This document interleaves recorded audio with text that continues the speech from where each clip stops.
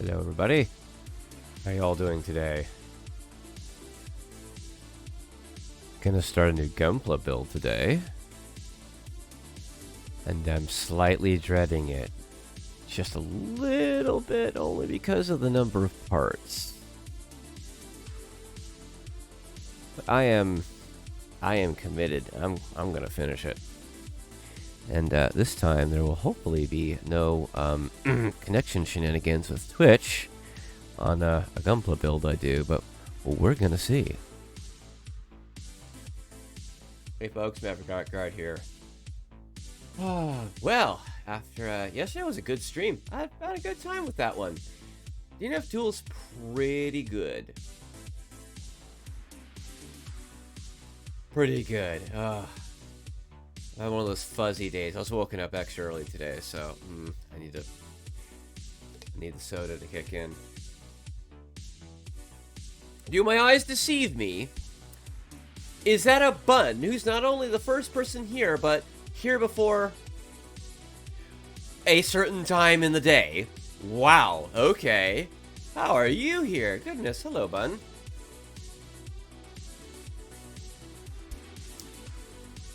You beat Buppy here. Look at that. That's impressive. Yeah, as I was saying, DNF Duel was fun yesterday. I'm definitely going to go back to it on... Yeah, it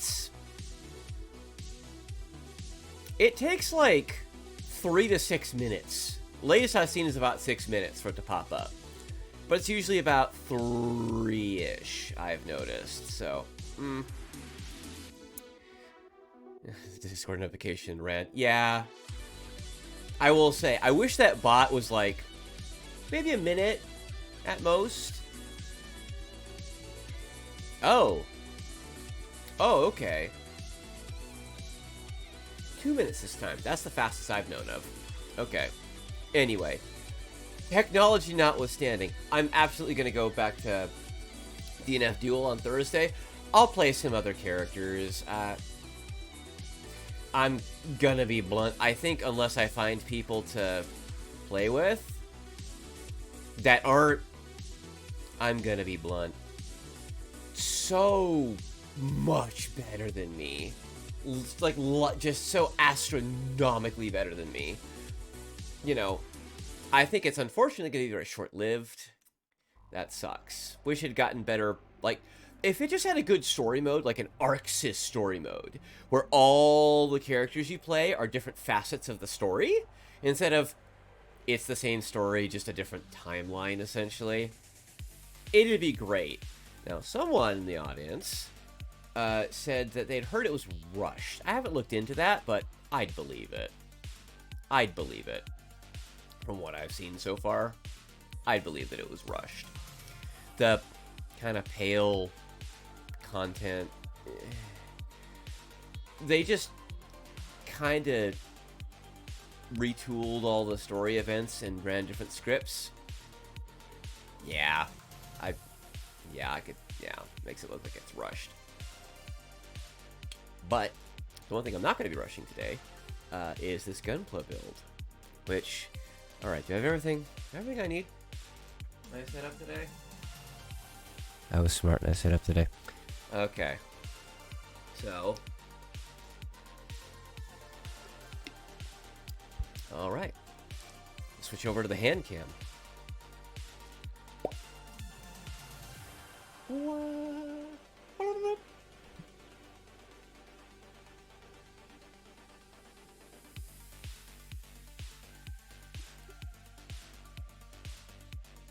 By coincidence, I just didn't even plan for it. I just picked today. Same one as last time. Same time as last time I was doing a Gunpla build. Speaking of which.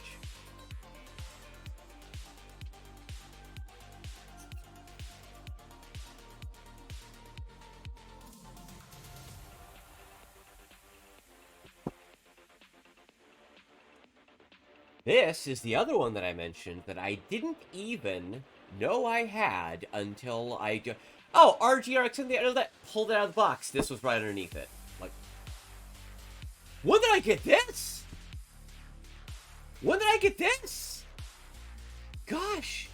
So this is the GAT-X105 Strike Gundam with the Aile Striker pack attached. That is this thing. This big, giant flight pack. Channel's built. Hello. How you doing? Welcome to the stream, man. I'm just getting started. I'm about to open it up and unbox it and kind of just talking about it a little bit. This is an original RG kit from years ago. You can tell because it doesn't have Bandai Namco right here. Bought this years ago and totally forgot that I did. So here we are. I probably bought it because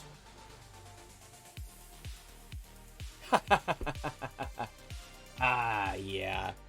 Gundam Seed has a strange history with me. It's not love-hate, it's like love-sadness. Because it has a lot of really cool ideas, but it was just not done very well, right? Which is kind of a subject of history at this point. You know, it has all production woes and everything, right? But the mechanical designs are cool. So, yeah, what else is here? These to fix these stickers here. The choking hazard thing, and, you know, this is a model kit. Blah, blah, blah, blah, blah. That I was not aware of. What I heard at the time was what was going on with the director and the director's shenanigans. That, I'll have to look into that. Thank you for bringing that to my attention. I'll have to look at that. I'll have to look that up. Okay. Okay. We're just gonna move on. There's apparently a lot to delve into that story. Oh gosh. Alright. I don't need to... Yeah. No seals on this. Okay. Let's open this up. Okay. First bag with... What's this? The A? This is the A. A lot of stickers this time. A lot of stickers. Okay. A lot of red. That looks like feet. Lots of feet parts. Shield. Aile Striker bits. It was a mess. Yeah. Yeah. Alright, polycaps. Here's the frame. This is the big Teflon polycap tree with its frame. Listen to me sounding all authoritative about RGs now, having built one.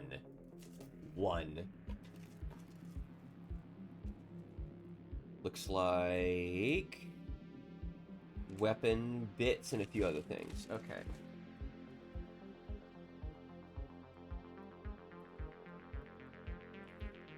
MG Strike with the IWSP. Was that the big launcher striker one with the big BFG gun with Agni hyper impulse cannon? Is that what that one is? Shield and some armor bits. Okay. This is a fresh manual. I'm gonna try to be nice to it.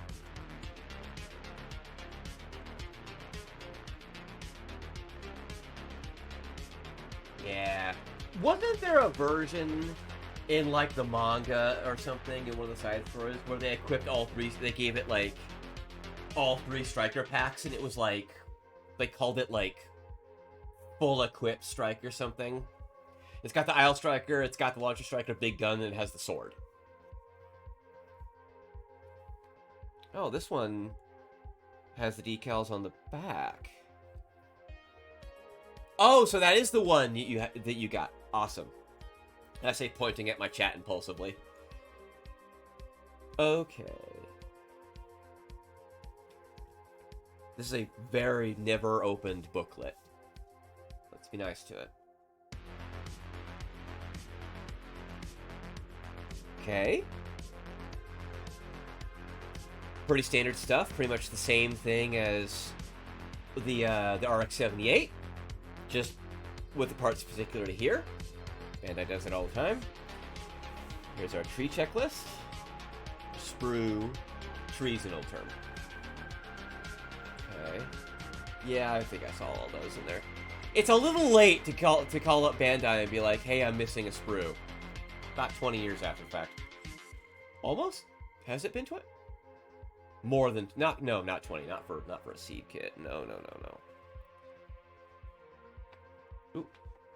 Here we go. Already the manual is different, and this is just the third real grade. The RX-78 is the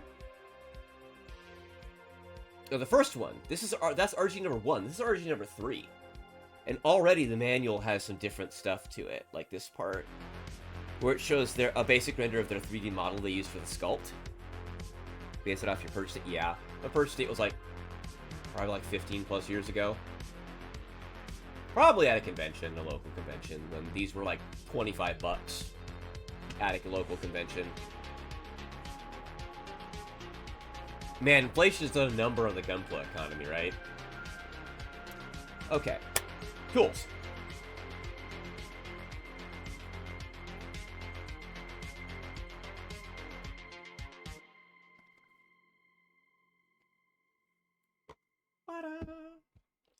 And I'll need the X-Acto knife.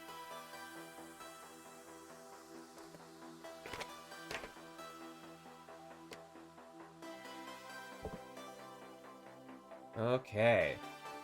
Alrighty. And oh, there's still some plastic bits from the other one still left on my desk. Look at that. Okay. Ankle unit. Alright. What am I looking for? Oh, is it not gonna tell me at each step what trees I need to gather? It's not.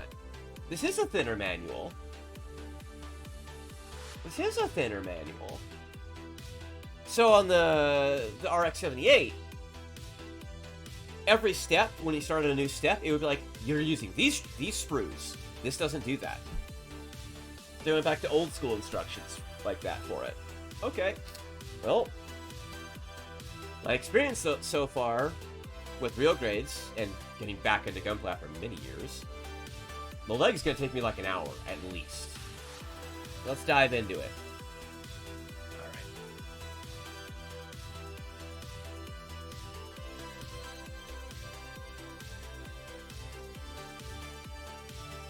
Open this bag, because it has the frame parts. The strike experience from my hurts. I have a handful of high-grade kits for Seed. I've got the Aile Strike, I've got the Freedom, I've got a Jin. I have the Duel with its armor, its extra armor.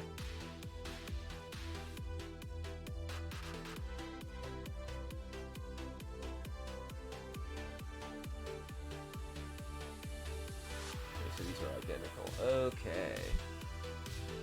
Let's do this. Ah, first cuts on a kit, right?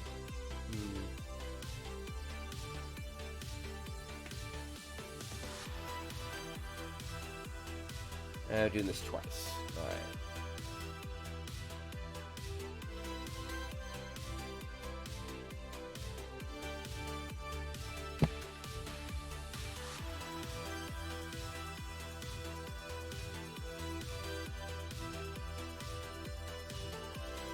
Got Seed. I watched Seed via DVD purchase. There was a Best Buy, there was the box with the really inferior version of the soundtrack in it, and the first disc. I watched it. Cool! This is back before my taste in anime was beyond anime. I wasn't there yet. I knew what I liked, but anime was just a spectacle for me, and I had like loads of disposable income.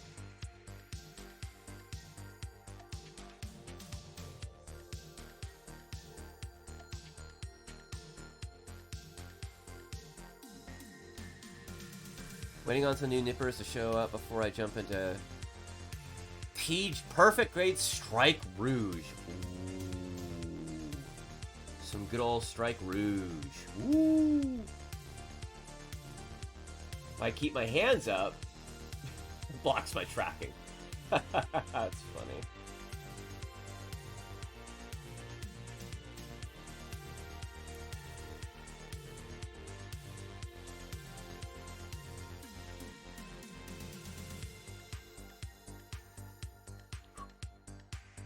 Okay, both of those prepared. Alright. Where's F3 in here? Where's F in here? F.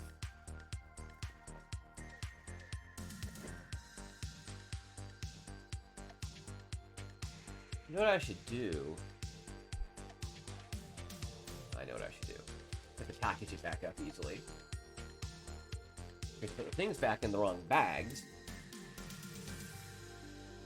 You gotta put it back up and it stacks funny. And they have no space to store anything in the box. So I am going to get...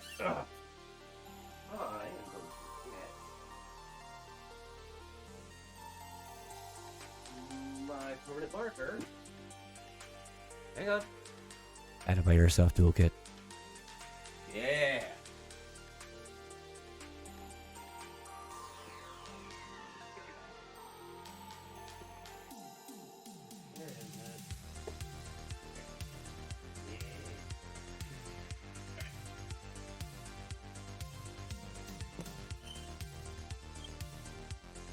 Boy, do I need a new chair. So...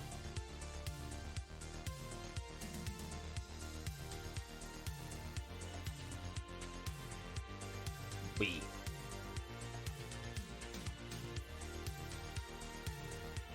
This one is... This one is D2 and F. Oops. I can barely see that.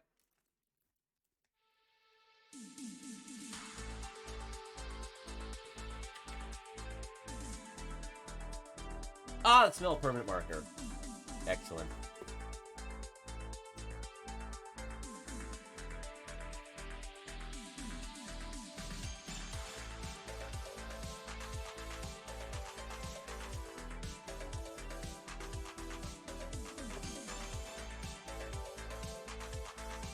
Okay, I want the little feet thrusties. Feet thrusties.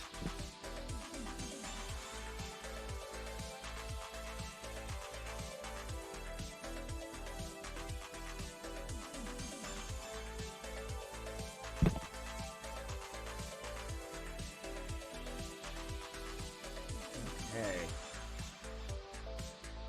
You know, Seed to me... Well, I think actually it's very obvious. That Seed is like a reimagining of Mobile Suit Gundam. I think it's obvious.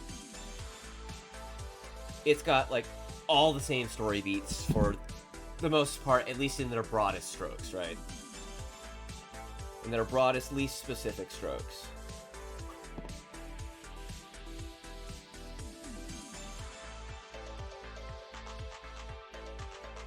And, where does this go? Goes with this.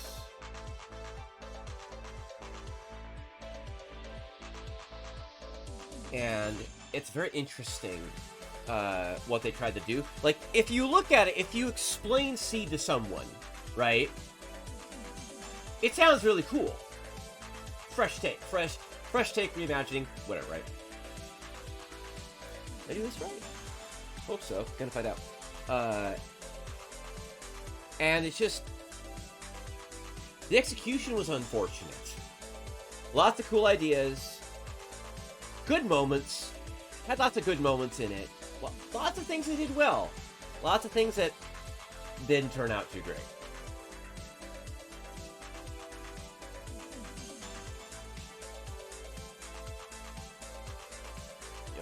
Frickin' 20 years later, they're doing a movie, I think is what it is, a new movie. Which, I'll watch. I'll give it its due.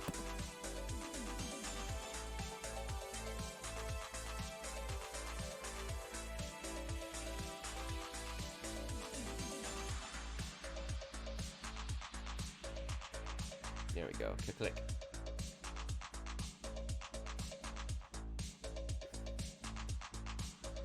You know, there's been lots of talk about what happened to Seed at this point, which apparently there's some information that I didn't know. I didn't look too hard. I was kind of like, oh, director shenanigans and a couple other things and stuff. Like, okay, that alone would make sense. Fine. All right, that, okay, right. That alone would do it. But apparently there was more. There's always more.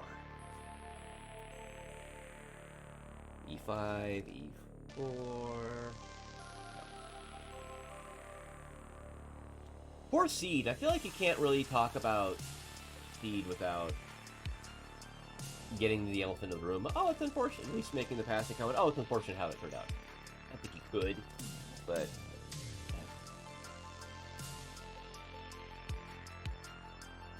E45. We're doing clues.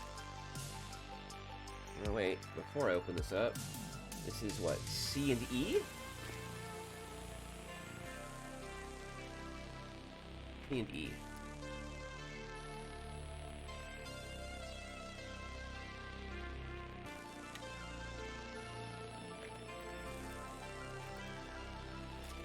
There are many things I like about C. Many things.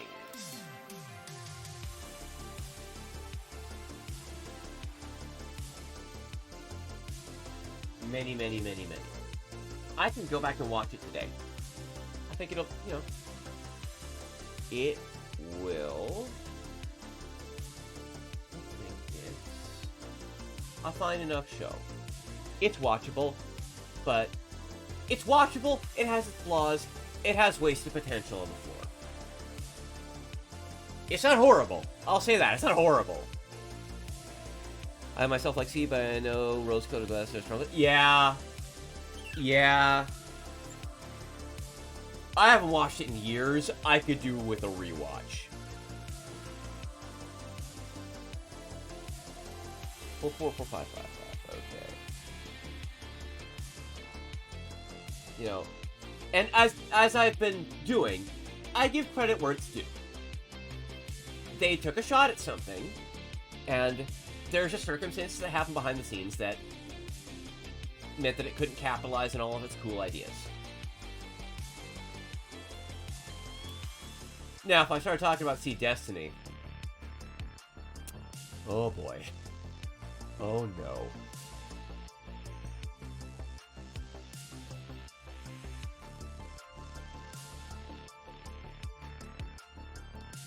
Poor Sea Destiny got done so wrong.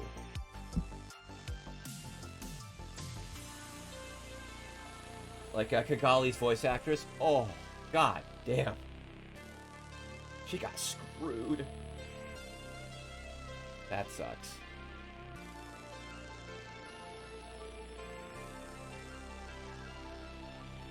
At least that's my understanding of it.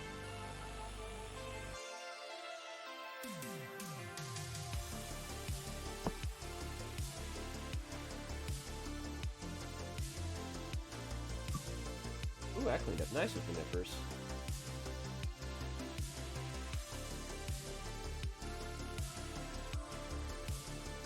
Seed has a lot of ideas that have stuck in my head in it. I thought it was really neat. The ideas that the tech that the Gundams had was really cool. Like, they were so high performing, but they had like a finite lifetime to be awesome.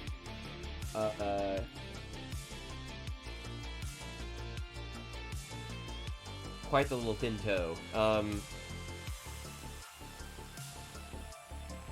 And like, again, it has a solid foundation of a lot of things, right? It's just like many things that sound interesting when you describe them, but when you watch them aren't. The execution.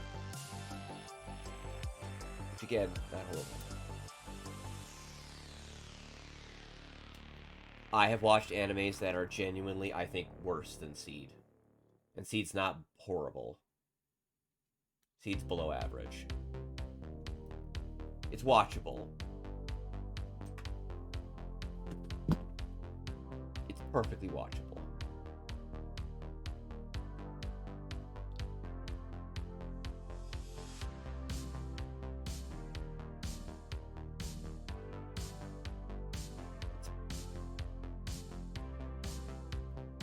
And that's the thing. When you're younger, something like Seed is great. You watch it again when you're older and you're like...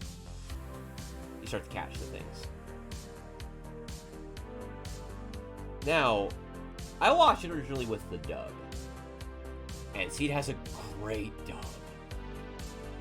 It actually has a really damn good dub. It's not perfect. It's not incredible. It's not Cowboy Bebop levels. But it's up there with the Gundam Wing dub. It's very, very good. Helps a lot to carry it. And you watch the original Japanese, and you're like, yeah, they carried it over rather well. Good voice direction and all that.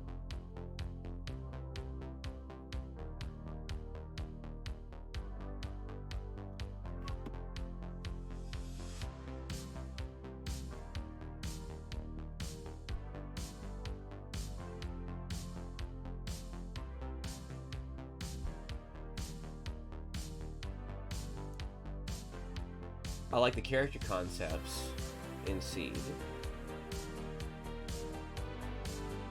I like the tech. Instead of Minovsky particles jamming things like sensors and everything, you have end jammers that stop nuclear fission, nuclear decay. It literally, if you think about it, it stops nuclear decay from happening. Because it stops nuclear fission from happening. Which means it preserves radioactive sources. Which is bonkers. It's science lunacy. But it means that power sources are very small scale now. So, things like the Jin, the Mono Eye of Seed, are powered by like a big fuel cell, right? To get the high performance that they need for the Gundams, or will be named the Gundams, based on the acronym of their operating system. They... Let's see, E3... Twice, these two. They use these really, really high-power batteries. That's really high output, but they do not have the longevity, right?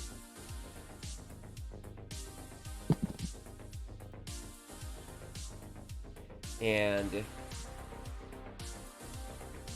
their armor is essentially impervious to all conventional weaponry. They don't look like this normally. This is like their active mode. Normally they're gray. They're gray tones. Like, imagine this thing, but in monotones. Right? Like, even the white parts turn gray. Right? Because of its phase shift armor is the name of it. And it becomes impervious to conventional weaponry. Anything that slices, pierces, or explodes, or concusses, basically, it doesn't care. It just drains power.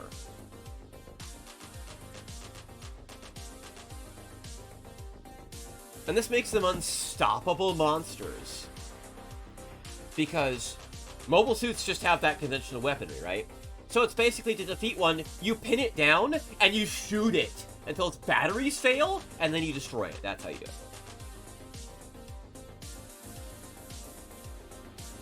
Okay, I have to get those first. Then you get the Justice and Freedom that thumb their nose at the treaty and are nuclear. Well, I mean, who started that?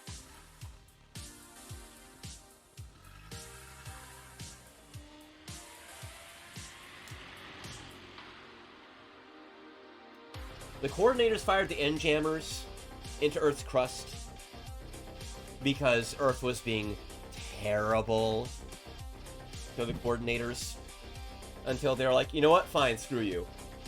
We're tired of being slave labor. Essentially. And outcasts and blah, blah, blah. This caused an energy crisis on Earth and horrible things. So Earth went to war with the coordinators. What do the coordinators do later? When they're not winning, they develop the freedom and the justice that have end-jammer cancelers, which allow them to have nuclear power plants. So now I have phase shift armor with unlimited power. They're insane. And, just horribly powerful weaponry on top of that. You gonna make it go right? No.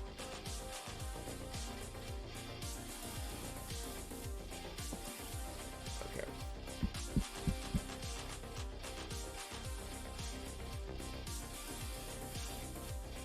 D1 and D2. See.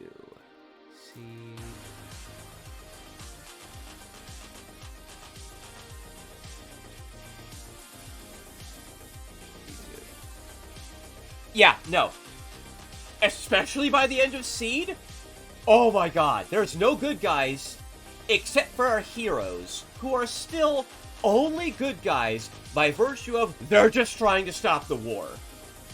They're just trying to make sure it stops. That's the only thing that makes our people the good guys. They've done things too. They're the cleanest. They have the cleanest hands out of everyone else in that show. But man, Kira's body count is huge. Top of flip.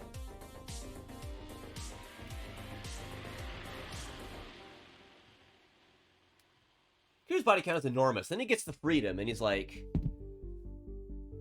people in the middle suffer. Poor Shin.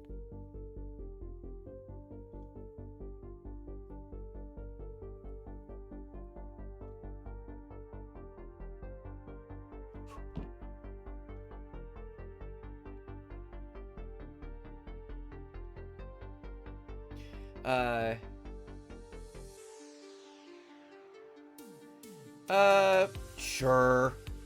Yeah. Yeah. But we're not really going to touch on that.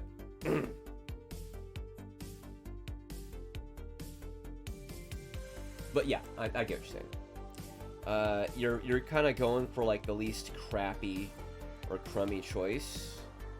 And how does this go on?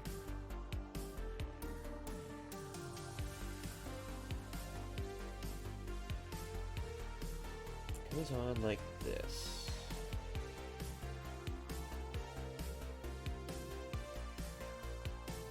Yep, it does go on like that. But I gotta... There we go. I was like, what am I doing wrong?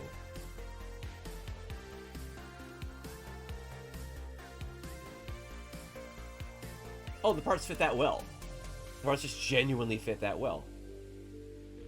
Look, the toe movement is just that little. That little. Look at that. Wow. Okay.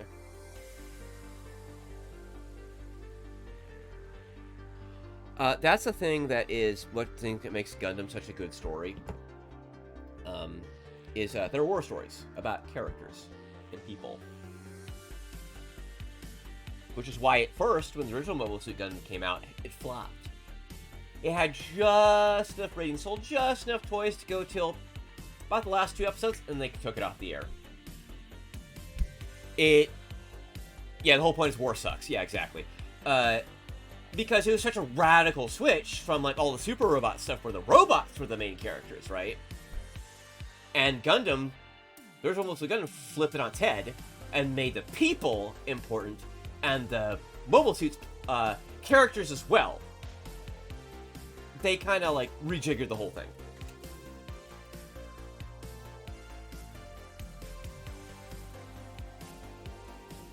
D1 and G, D1 and G.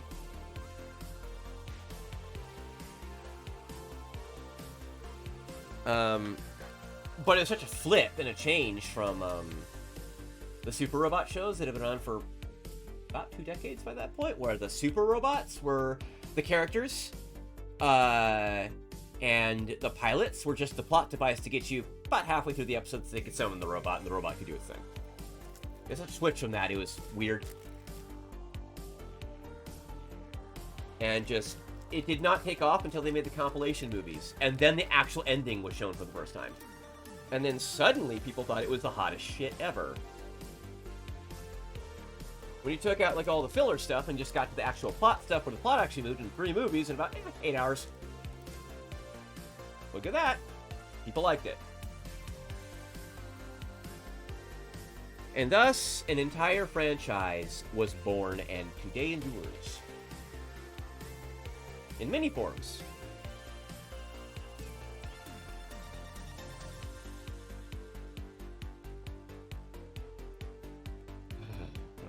the other top the other foot, which is that.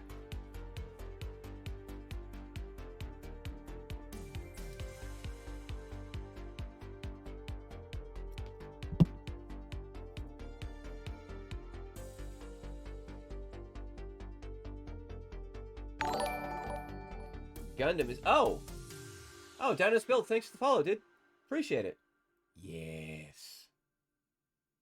And the counter works. Yes. The counter does work. Excellent. That's good to know. Usually I'll set something up and it just doesn't work for some reason. I'm like, why? And I have to troubleshoot it for like a week. That's good to know.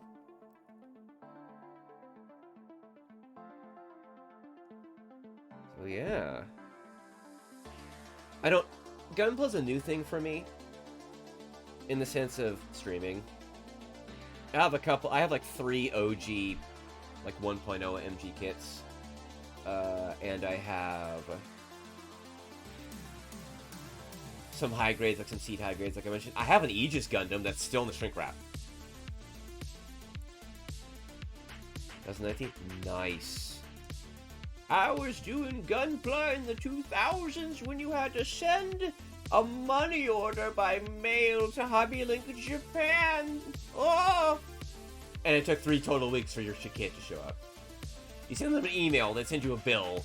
You'd write it out for so many dollars and cents and send it off.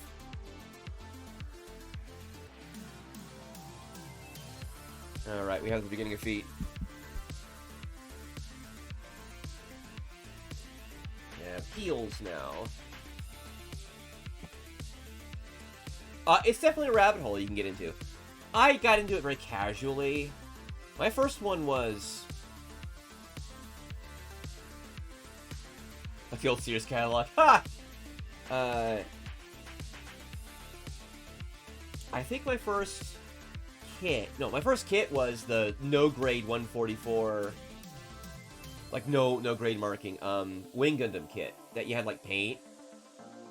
I might have it somewhere. I think I do, actually.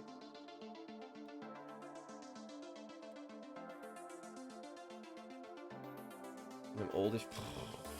Welcome to the club, man. I'm over 9 million years old. Boy, am I feeling it.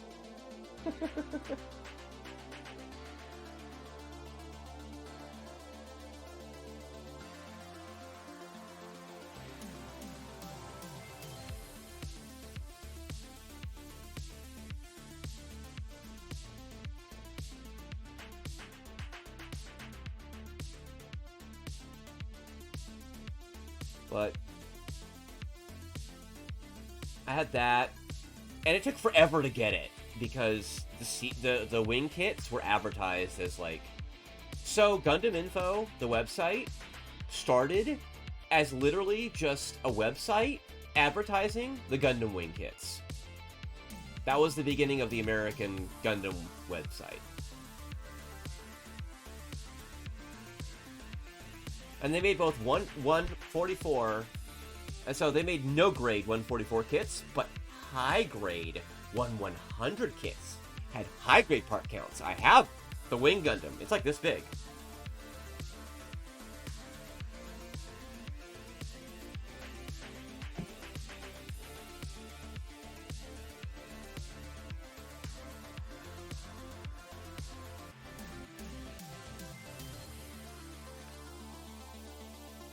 Which has surprised some people, saying, there are high grades in 100? Yeah, Gundam wing kits.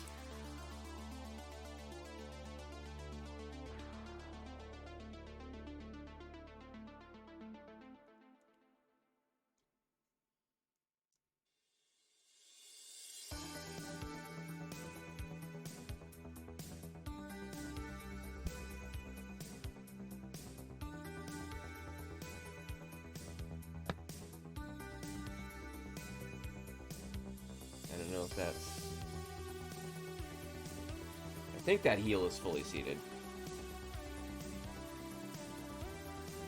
Really? Just like really small suits? Do you know about Sasabi? And the reverse of that? Sasabi, in universe, is so big that at whatever scale kit it has is it whatever scale kit you have, it's the next scale up in size. Wild, right? I have seen a finished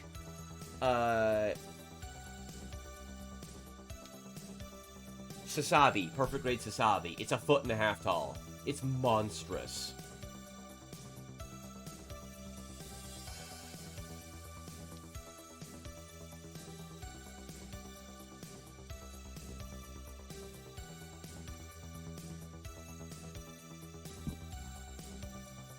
F91 is canonically smaller, huh? Interesting. And Unicorn is really that big. It's Sasabi size. No shit. Okay.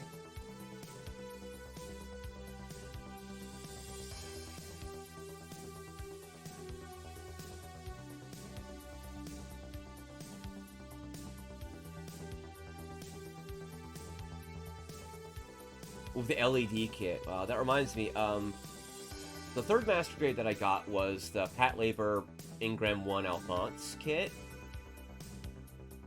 And at the time, getting the little police light kit for the shoulders was, like, impossible. Getting it today would be bonkers. I'd just be better off making my own.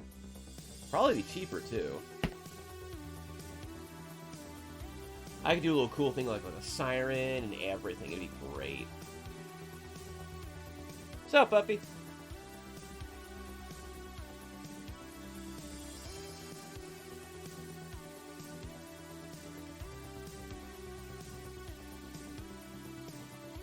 Why you tilted? Is it Call of Duty's fault again?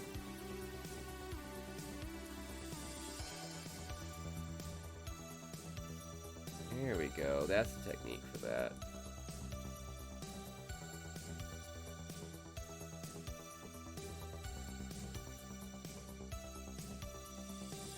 Almost done with the feet. One more step. Grand Blue. Oh. Grand Blue got you tilted, huh?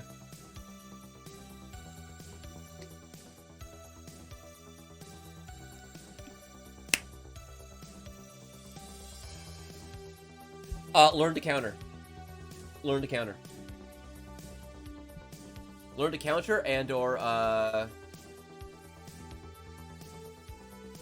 yeah, just learn to counterplay their character with yours, even though it's a crappy match. It might be a crappy matchup. Seen the clip of find one parry ultimate insanely fast and long range hits? Ew, that's gross. Have you seen the clip of the guy that made the HE camera? You mean the RGB LEDs? Yes, I've seen that. I think I saw it on his Twitter post, came across my timeline.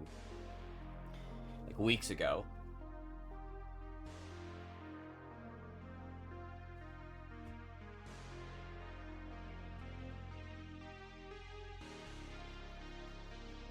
There's a warning here, C10, C11. Okay. Is it time?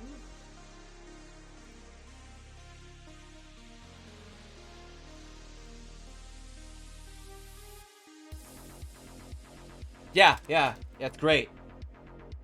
Genuinely great.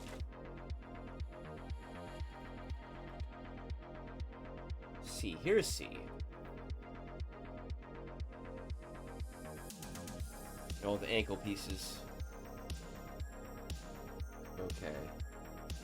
C10.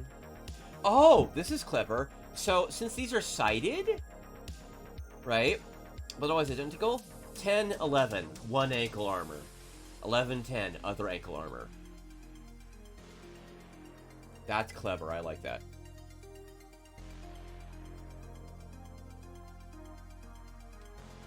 I saw a video of kit bashing and they made a model of Samus from Metroid Dread. So at least we're not trying to do that. Oh, yeah. Some people super get into all that stuff, and I'm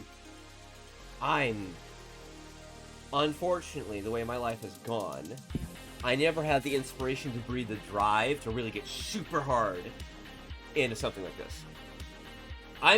Truth be told, I'm building these because I have them. And I found them, like, oh, I want to do hand cam streams, but I want to do other stuff with hand cam streams. I want to do, like, teaching people, like, how airsoft guns work and, like, how to work on them and displaying techniques and experimenting all live on stream, because With Airsoft, there's just people on forums saying, hey, I did this and it gave me this performance change or whatever. And people go, oh, okay, I'll try that. I'll do it live and actually record it. But with these here, this was an easier option. And frankly, more popular. It would attract more attention. I'm not too concerned about attention. People who find me entertaining will come.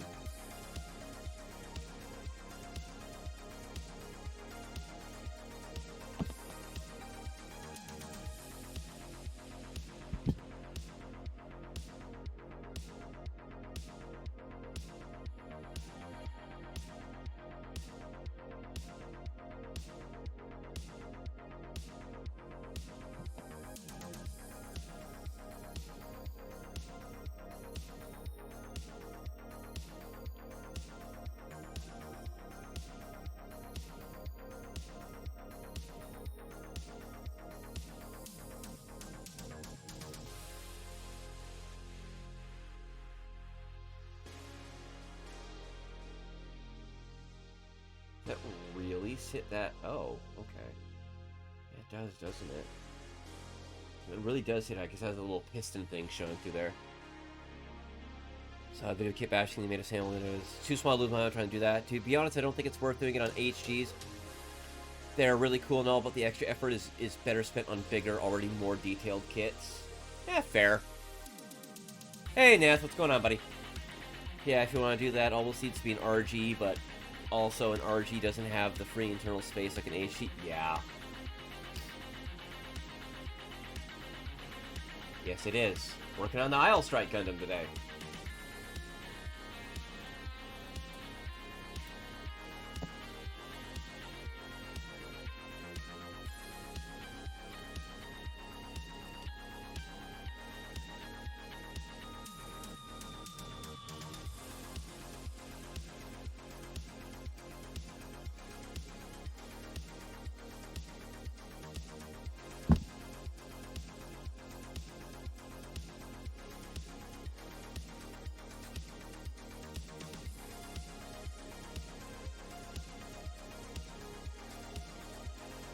I was about to stop you, Buffy. I was going to remind you of some comments you had made recently about spending money on things.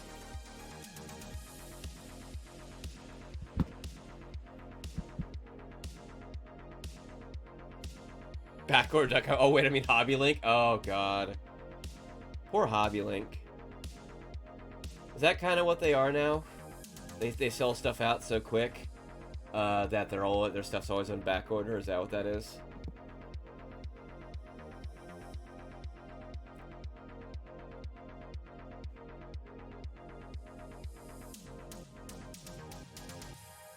Well, as I've explained this before, back when I used Hobby Link Japan to get Gunpla, which was the only reasonable way to do it until I found a different source.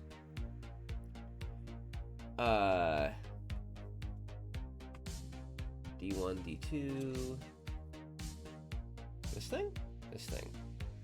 D2, 6. They had a super save for shipping way back when. Way back. And what would happen is they'd gather up everything that had been paid for, right? They'd pack it up, slap it all on a pallet, right? Weekend goes by. It comes to Monday, the pallet goes out. Hits the West Coast, bounces out, goes to a customs place in, like, the Midwest. Then, the pallet's taken apart, all the stuff goes through customs, and it comes back. Comes back to me. Right? Back to me. And that process would take a week and a half.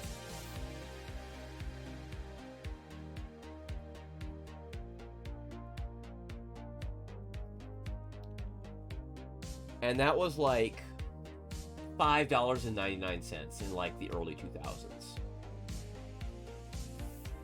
Reasonable, right? If you wanted it in a few days, that was airmail. That was like $30.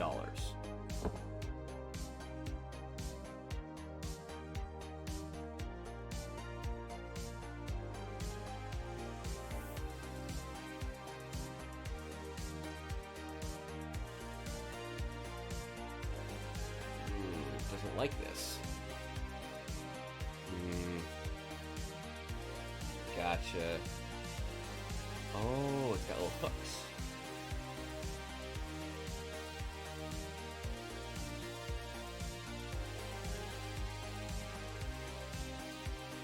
These are slightly different colors. They're doing that here too. The big old anklet. Look at that, yeah.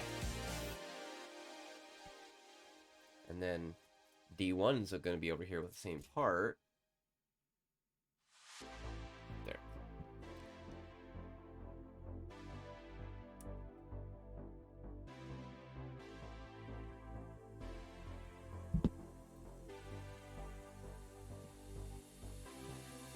I mean, there was a store that I found in my local town that had a Gunpla aisle, half an aisle. The other half was sci-fi, like Star Trek kits and stuff. This is also the place where I got my Bandai Star Trek Enterprises. Damn, those are good kits. And their prices were the price of buying something at the time from Highly in Japan with their economy shipping, but it was right there. Completely worth it. That's how I got my high-grade seed stuff. That's the first kit I got from them was the 1/100 high-grade Wing Gundam.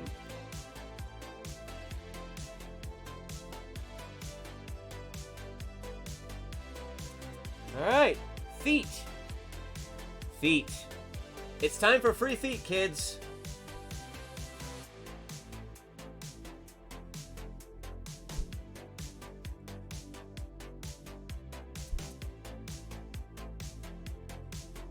Look at the little toesies.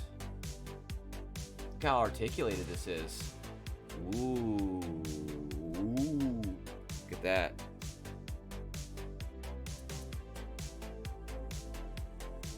Alright. Gonna take a short break. Yeah, that took about an hour. Actually, that took about 15 minutes. 45 minutes.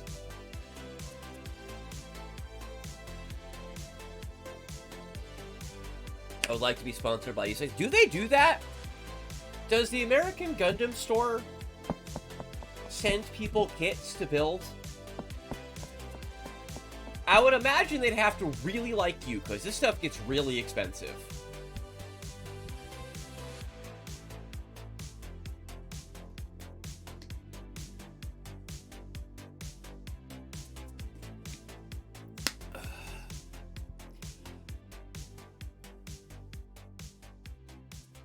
Take a minute to look here.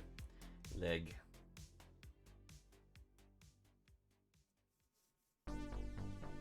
Okay, got a whole page for a leg. All right.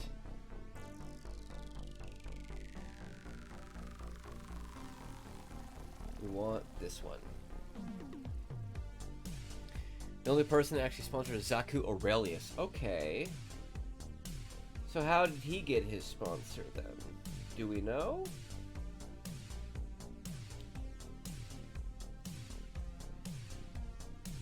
Did he ask, or were they just like, hey, this guy's really cool?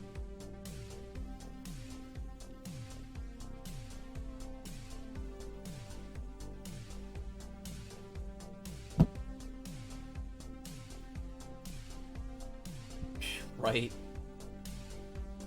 So maybe they're just doing the Japanese kind of thing of like, one person gets sponsored, one person is spokesman, one person gets the privilege. That happens sometimes. The ambassador idea that Japan likes.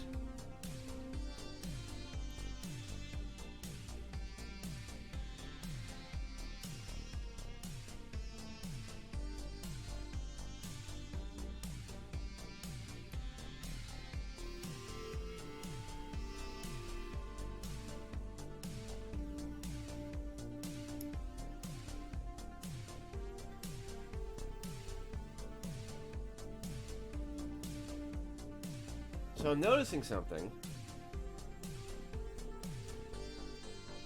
Is this polycat material? I think only part of this leg structure is polycat material.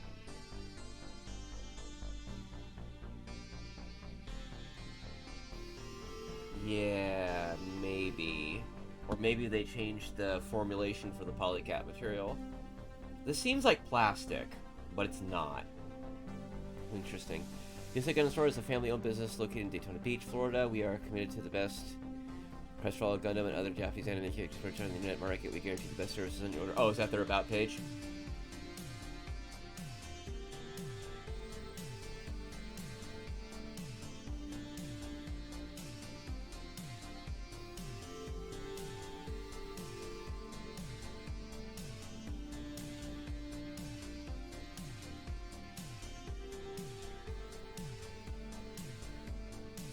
I don't understand this instruction.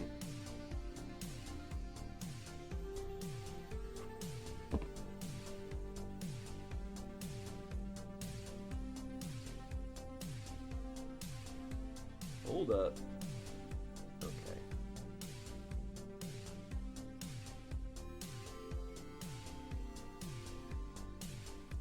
Okay. Alright. Easy enough. Now bring this down.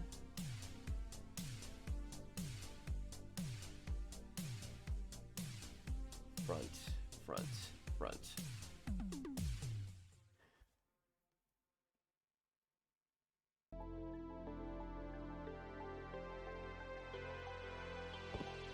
So then...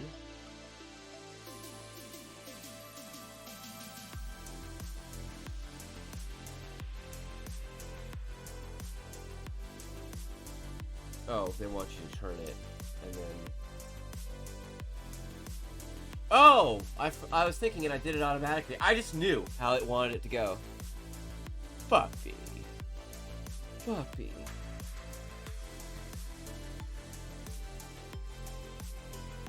My dude.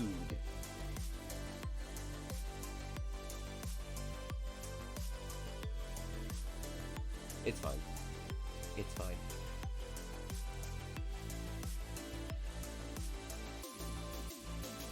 And look at that mechanically. Ooh. Look at that. This is cool. This is really cool. They do it all in like mostly one molding. You just have to snap this one part in. Okay, what are we doing? F5, F6. I need Fs. Where are my Fs?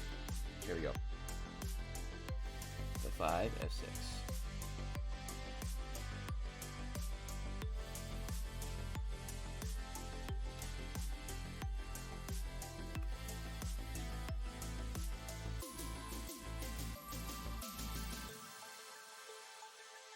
Oh, this is a universal part for both legs. Okay.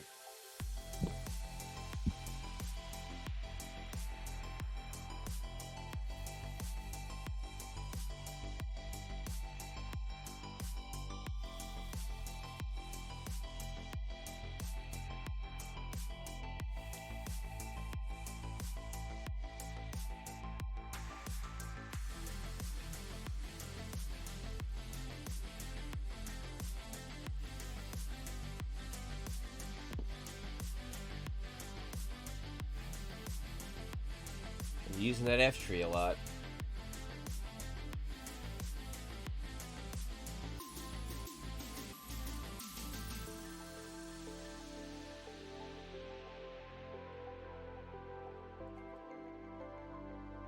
Oh, that's neat.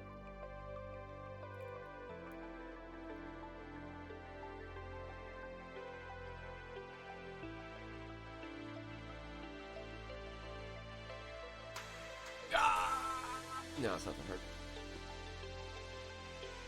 hard. F1, F2. Also, it's like I talk about model kits and I no longer feel the tilt to fight a game. This hobby is magical. Welcome to the magical world of camaraderie. It brings many benefits. Some obligations. But mostly benefits. 1 and F2, okay.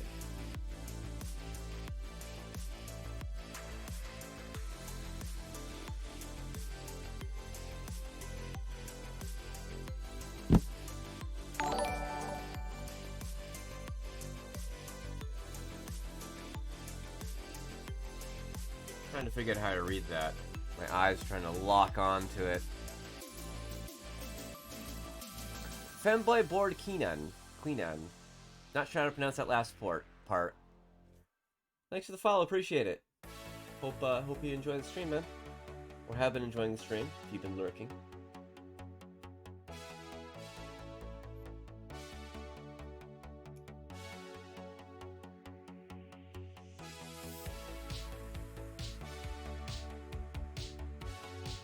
And I hope your internet doesn't die. That'd be unfortunate.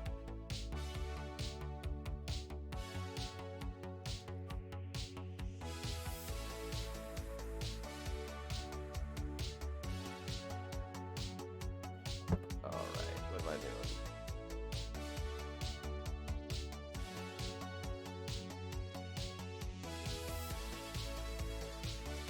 Ah, goes this way.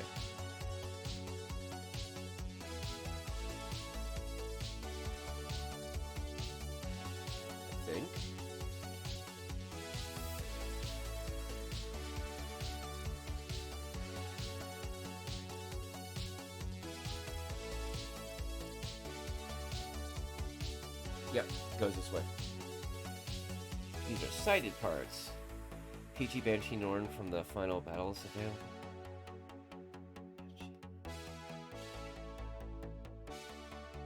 I really gotta squeeze this one.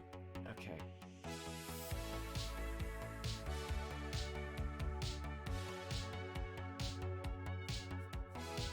G Hazel, Elsa, Gundam, Tier 1.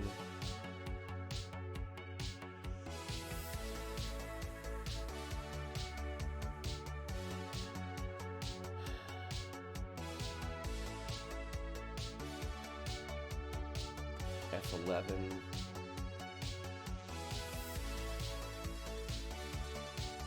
F11.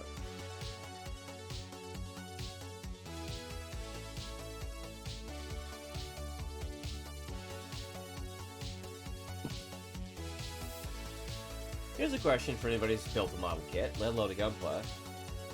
You known anybody who you watch Friends, you get them into it and everything, and you're like, where are, like, your X-Acto knife at the very least? Like, you never... Oh, no, it's fine. They grab it apart and start doing this. And popping it off. How much of a heart attack did you have when they started doing that?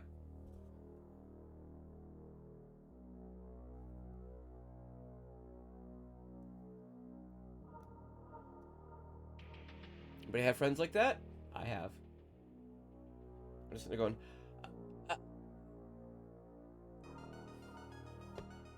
Do you? Okay.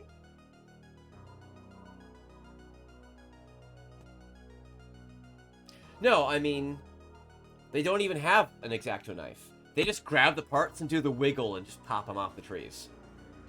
Or heaven forbid, are pulling them off the trees.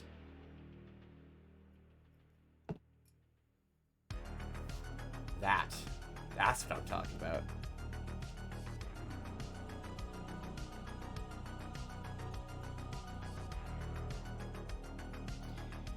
Full Mechanics Aile Calamity. I need a D1. I need a D1. D1. 7. It's the back of the leg part.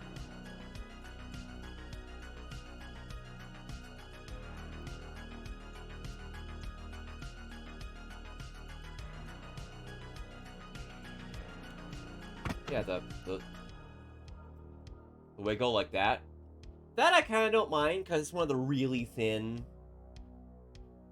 little connection joints. I'm not likely to do it again, at least on stream. Watch when I get an editor later, they'll get to this VOD, and they'll be like, I'm not likely to do it again on stream. Whoosh! Several streams later. Watches me just go, boop, boop, just pops it off. Yeah, part turned out fine. Part's fine.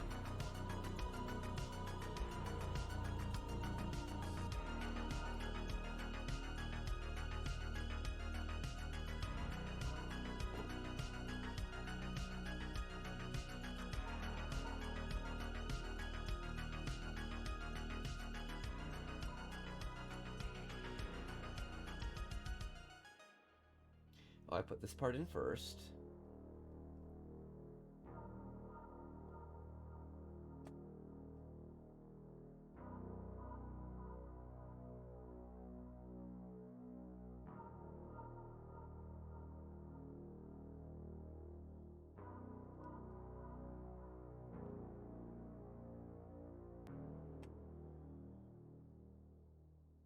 Oh, right here. Here we go.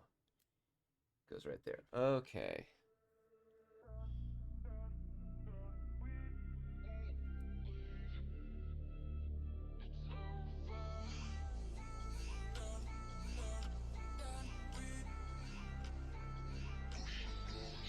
Okay.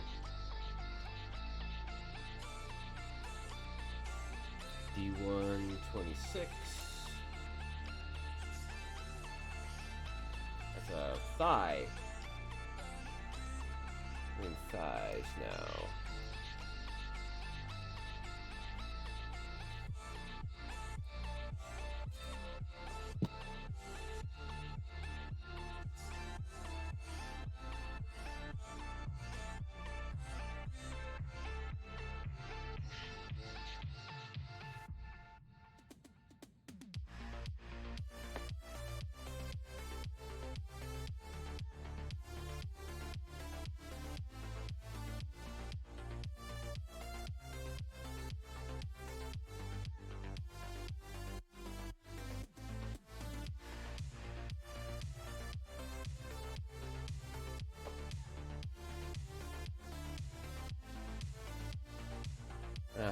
Not talking as much, I'm really getting into it.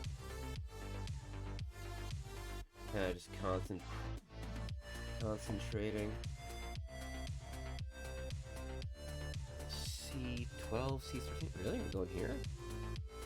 Okay. The off-gray parts, or off-white parts.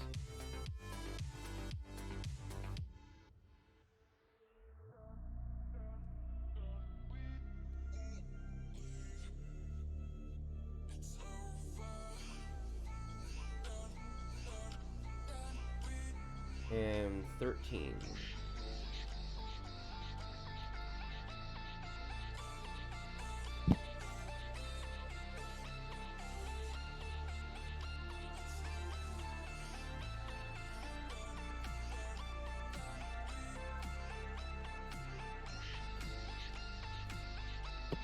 Clean enough.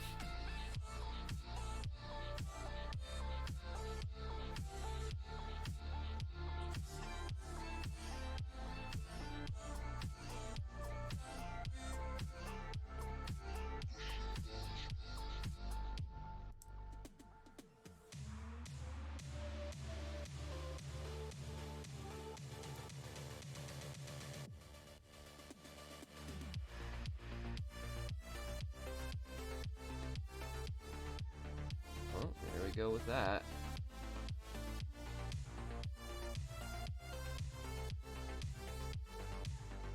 I don't like that gap, though.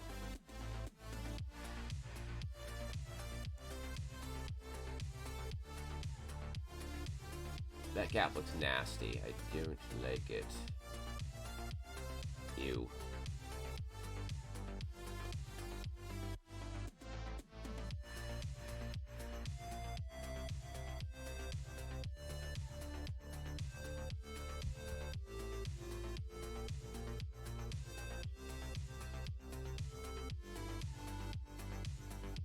There's that C12 part I cut out. There it is. It disappeared. The white and gray parts disappear on the pages for me.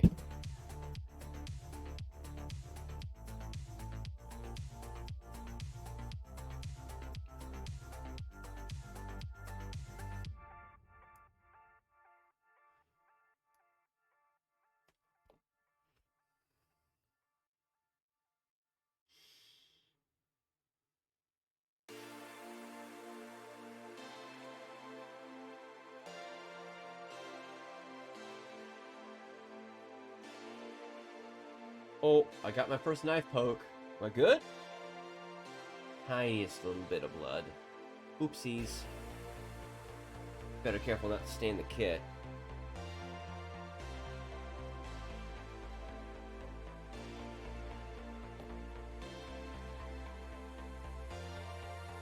I've been doing it like this for at work. I'm careful enough that, and I use sharp enough blades.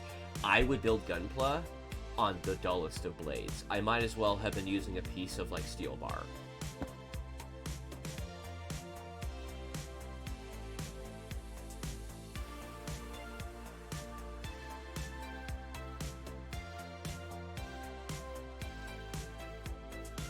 part doesn't sit flat and wiggles. I don't like this.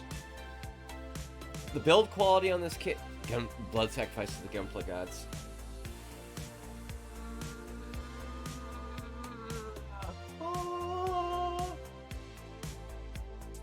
You didn't see it on purpose. Not too... Seeing some problems with the quality of this build. Like this. What's going on there? Oh yeah, Dynamis, you missed the part on the RX-78 where it has the front thigh panel. And I was going to pull it off. I need to pull it off or something. Because the little ball joint for this motion had popped out of the frame. So I was pulling it apart and I made the mistake of squeezing it, and it snapped in half. I fixed it. Super glue doesn't bond, it doesn't work too well initially on this, but it works. But I don't like this gap. This bothers me. And this, I don't know if you can see it. Yeah, you can. This? What's going on here? What's going on with this? Yeah, what is that?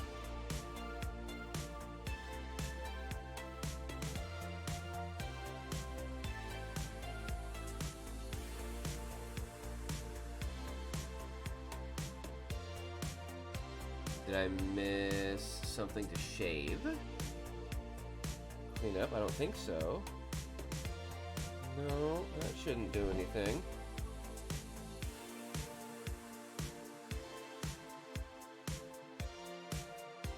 My Archie Gramps was lucky I didn't toss it against walls. What do you mean it's literally falling apart while you were still building it?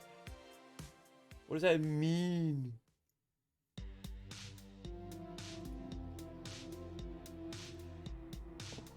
I find that surprising, considering mine went together just fine.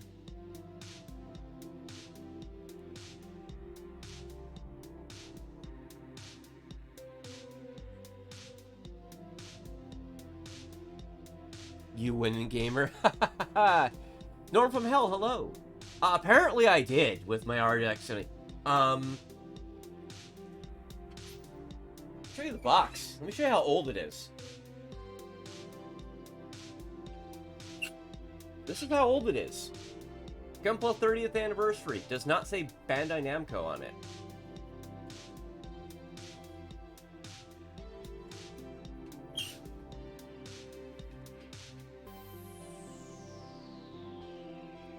Alright. I bought it when it was like new at a convention for like 25 bucks in cash. Okay. I have most of a leg here. Now what do I need? F8, F9. Ah yes, the weird charcoal dark gray parts of the frickin' sides of the calf. F8, F9. F8, F9.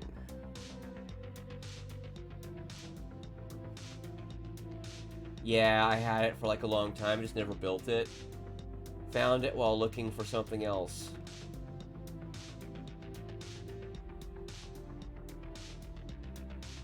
I was like, oh, cool. And I pulled it out of the box, and this thing was underneath it. I'm like, I didn't buy this. When did I get this? Bonus Gunpla. Treasure found.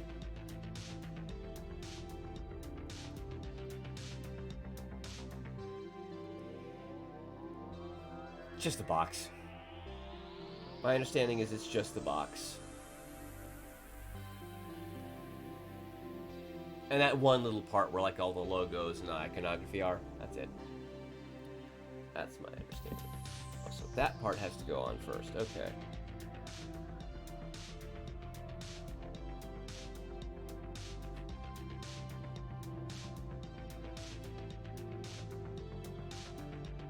I need to stop doing this so close while I'm looking at it so you guys can see it. I'm doing that forever. Okay.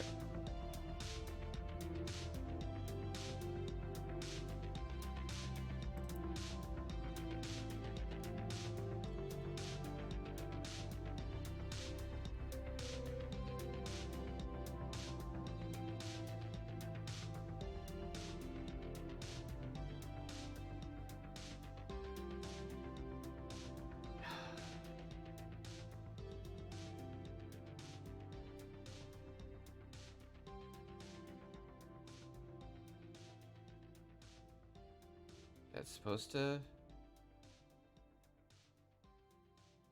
Okay, that's what we're doing. All right. D1 and D2. Doot, doot.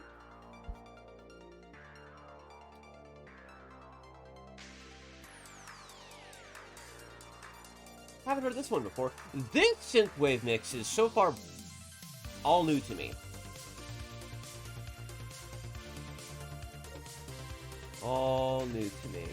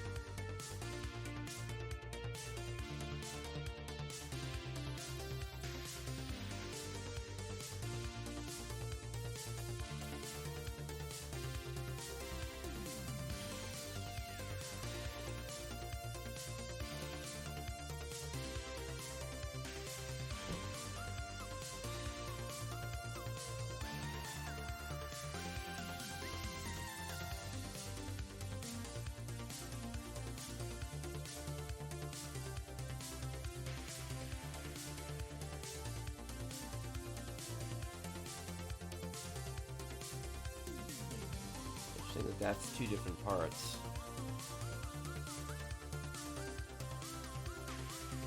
That don't really line up very well.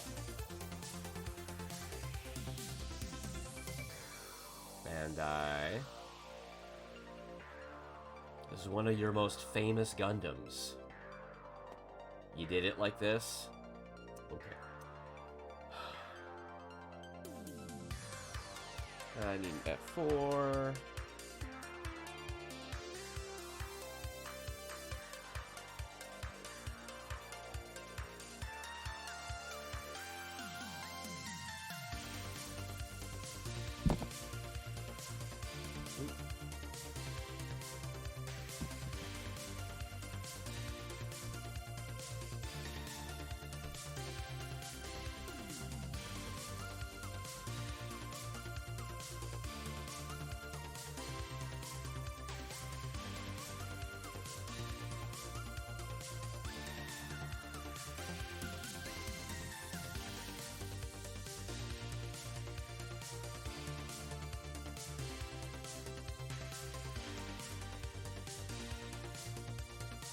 That's neat. D145. Oh, North from Hell, thank you for the follow, man. Appreciate it. Thank you, thank you.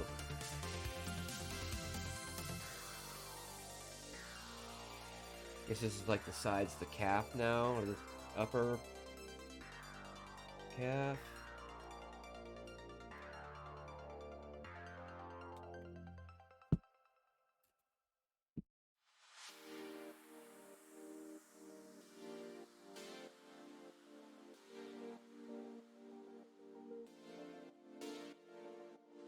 Well, say once I started sanding nubs rather than using the knife, I stopped getting cut all the time.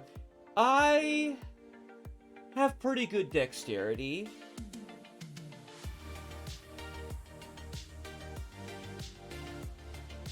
I don't get cut too often. Even with a fresh, really high quality X-Acto knife blade.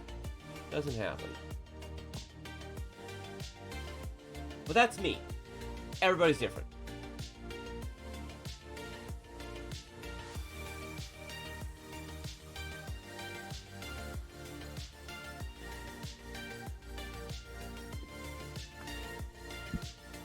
Sanding might be a little better for me. I have some sanding sticks in the little kit I bought. This when I poked my thumb, just barely. I have to squeeze it.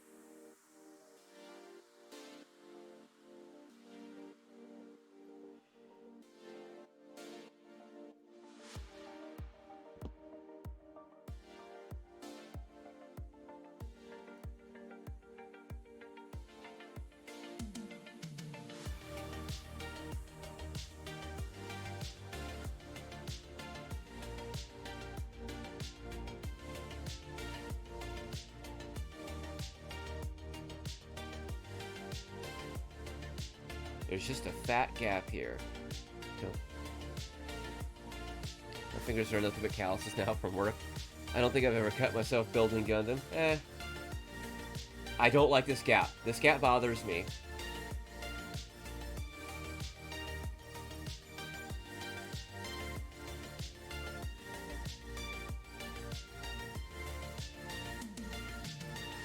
What?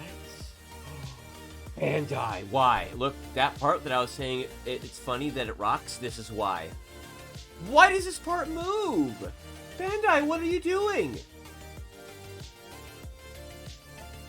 That's so unnecessary. Alright. Okay. Alright.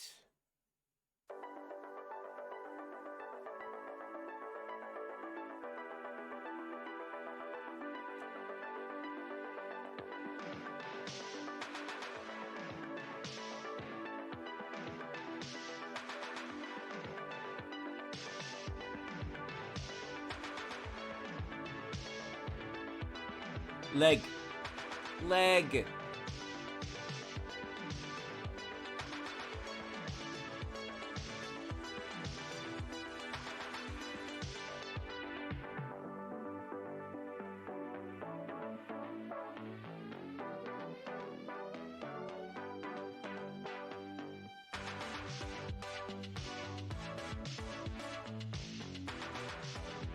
Leg.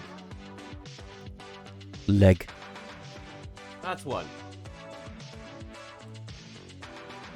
That took about 30 minutes to do that leg.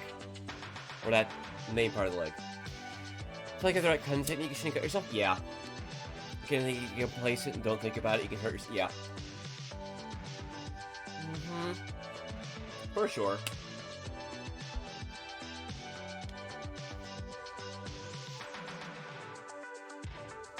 What's this? The other leg? This is the other leg. Yeah.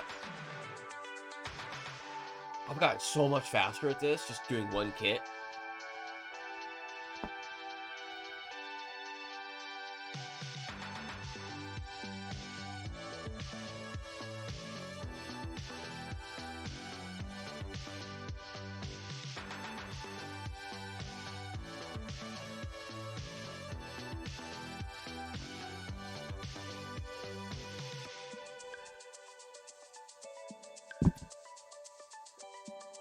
Oh, I missed one. I thought I cut that. Apparently not.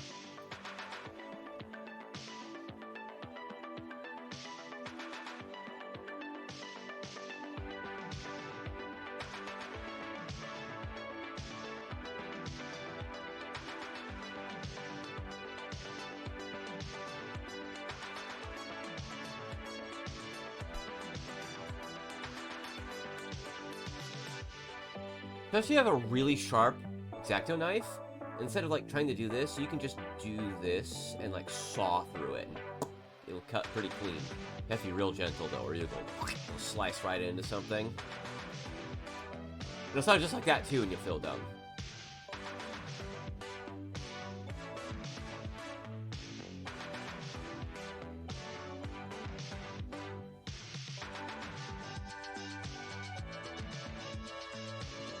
That's a technique I generally employ. I won't do this, I'll do this. I'll like saw through it gently and it'll go boop, and it'll generally come out pretty clean. If it's on a flat surface like this, it comes out pretty clean. If it's on a surface like that, that's a tough one.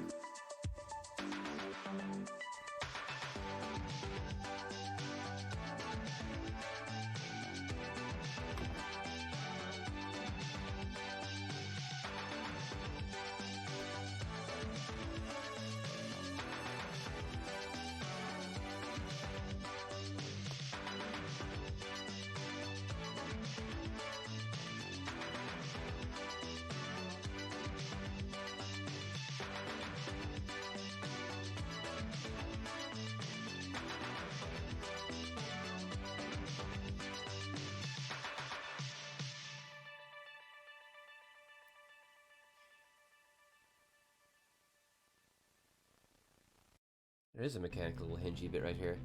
I tend to do more of a pulling motion towards my thumb, which sounds worse than it is. Pulling motion towards your thumb. Pulling motion towards your thumb.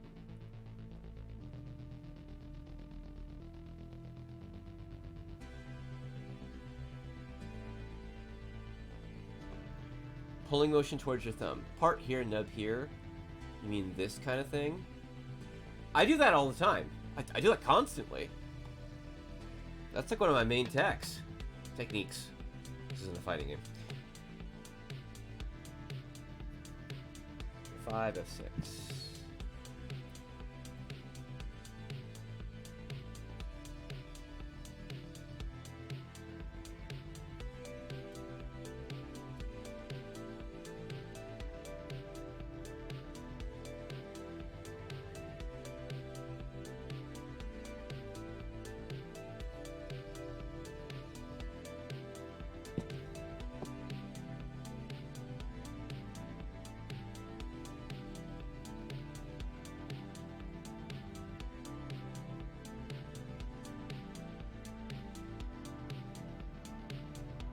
What I'm doing right now, that's technically pulling towards my thumb, like you were talking about. Or like if I do something like this, and shave a little too much off. Oops.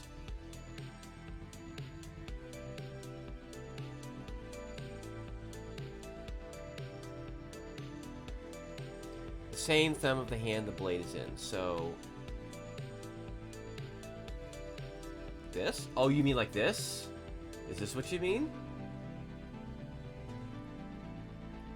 It's kind of something like this?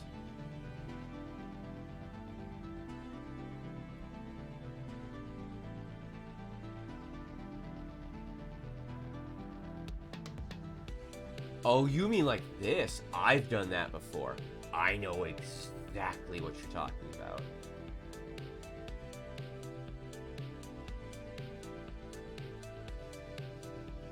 Something like this? You mean like this?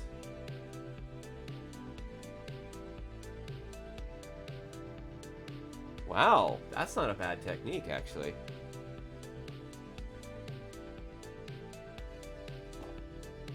There's master grade SD kits? Of course there is.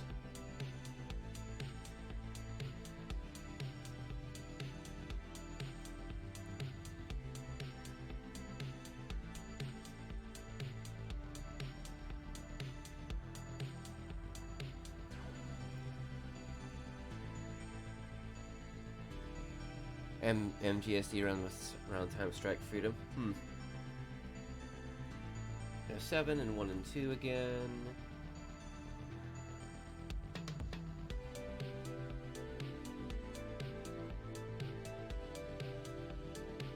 Hold up.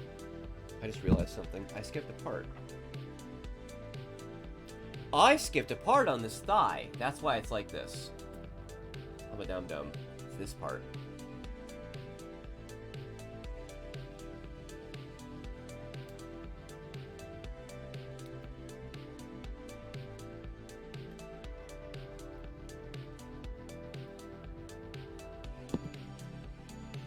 Get the MGEX Strike Mav? No.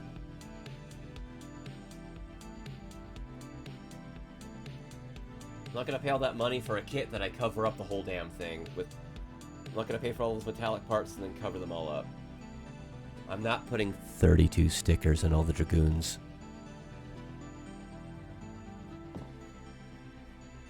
No.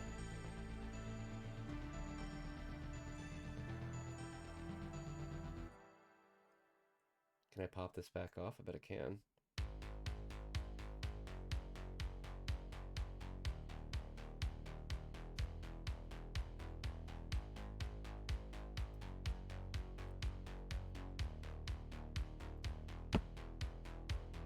Without breaking this one.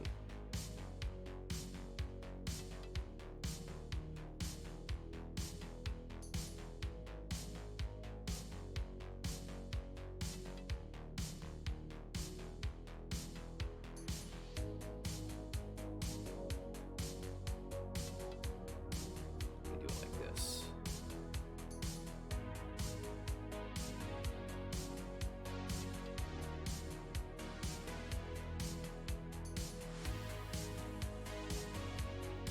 There we go.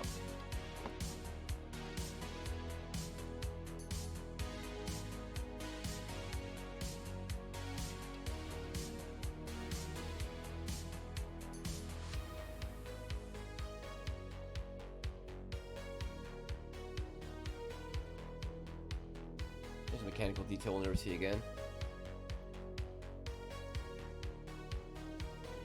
What are my favorite kits? Need some recommendation. So, I don't have a huge number of Gunpla. I made a total of about 7. Well, 8 now with the RG RX-78.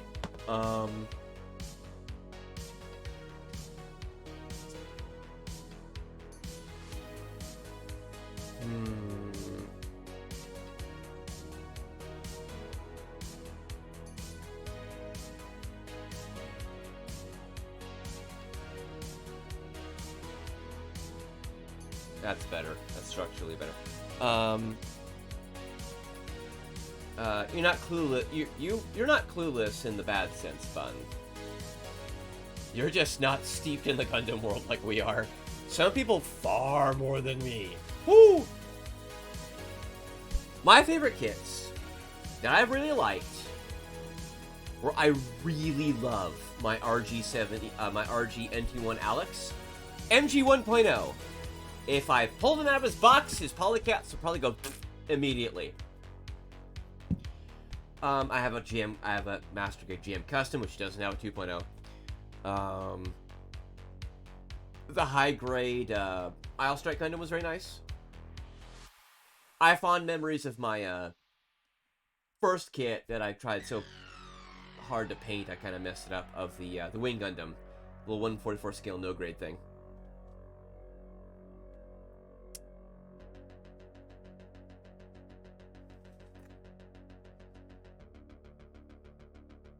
I won't forget this part then, like this time.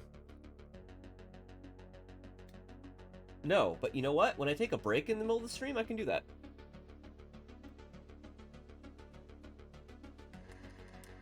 Got Buppy over here. God, I'm gonna have to make you... God, this man's already... This man's putting work in for his VIP when I can do that.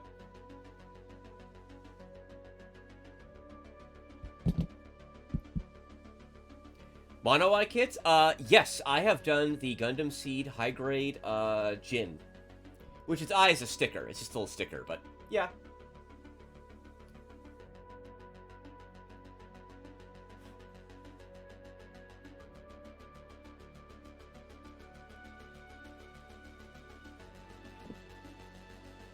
I'm gonna be honest, Zaku, classic, right? Just Jin. For me, I thought the Jin was cooler.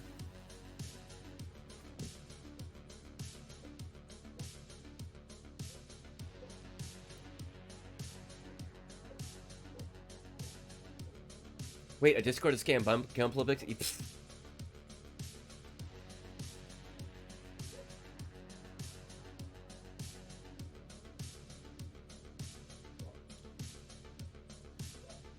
Not forget that part this time.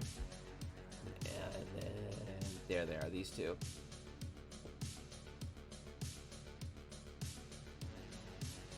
Honestly, I've got a bunch of stuff in my Discord, but it's still very small. So kind of the most active thing is General and Gunpla, the General and Gunpla channels.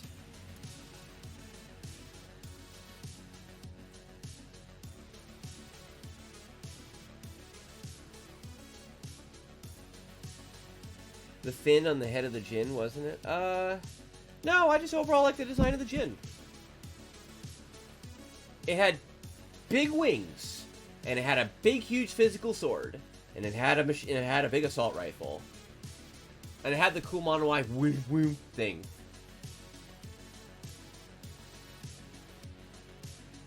Seed was my Mobile Suit Gundam in the sense of I'd seen other Gundams at that point, but I never really seen Mobile Suit Gundam.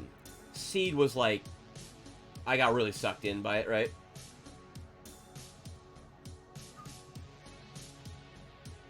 I'd been on this earth for a shorter time. I was a little more eccentric.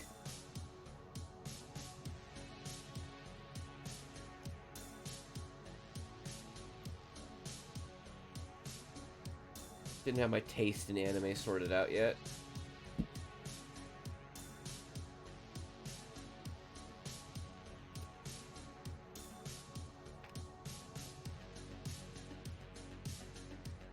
I really want to spam. I don't have much right now, and I don't want to be bonked on Mr. Streamer Man.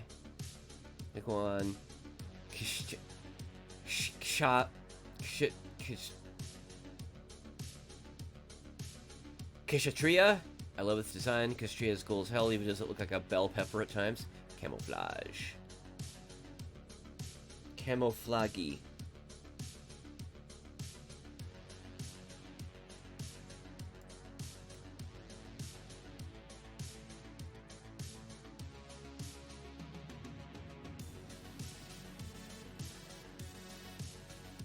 Okay. D27.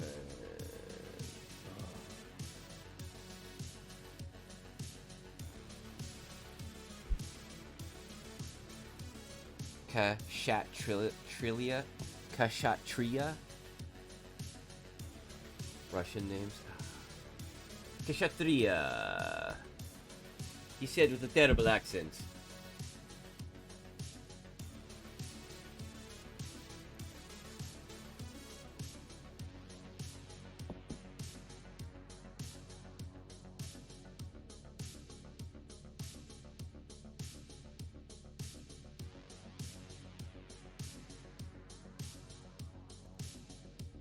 Well, this leg does the same thing with this part.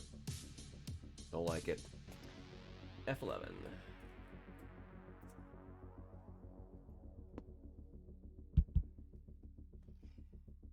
Kashat.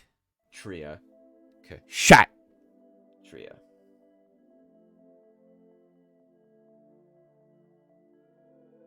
F11. Where's F11? There's F11.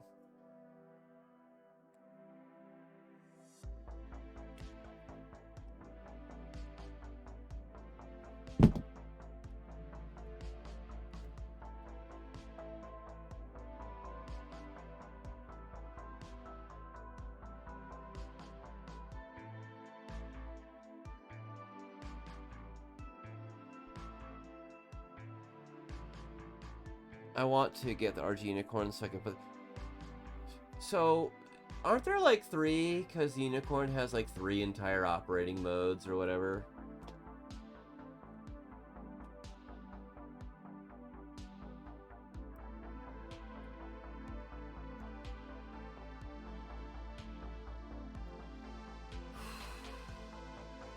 The RG only has 2, okay.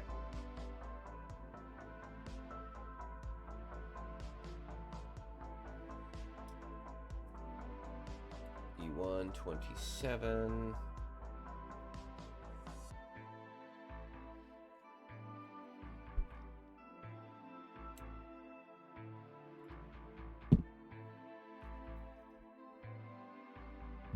Uni and destroy.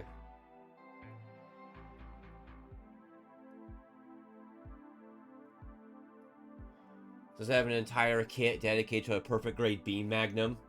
Shocking. Haven't seen Unicorn, but one thing I do know is the beam magnum is... Oh. They just bass boosted the beam rifle sound they've had for like... almost 40 years. That wonderful... Pachoo!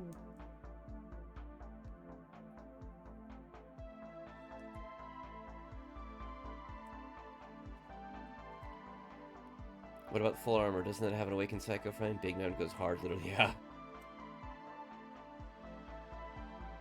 Okay.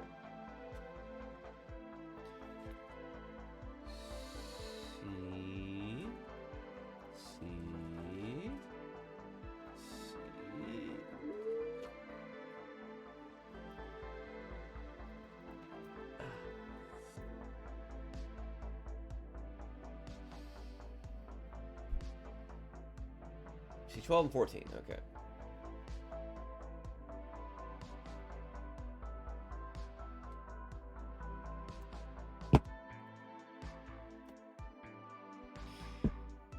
Not gonna lie, having the Unicorn and the Banshee fighting would be pretty cool. Isn't the Banshee just the black version?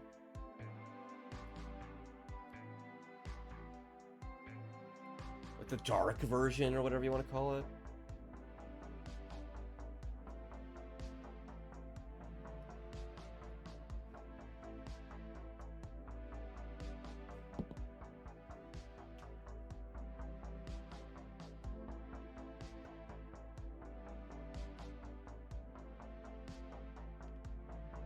Now, the FA uni may share 99.9% of things with the RG uni, but I've only built the normal RG uni. Okay.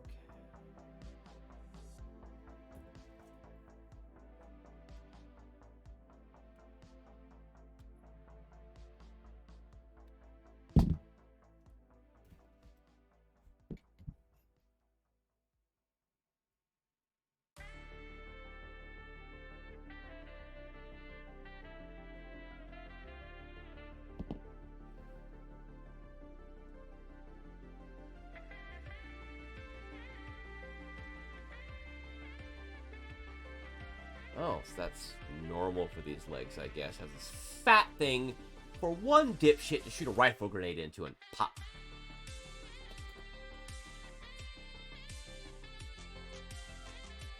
The F tree again. Come here, F sprue.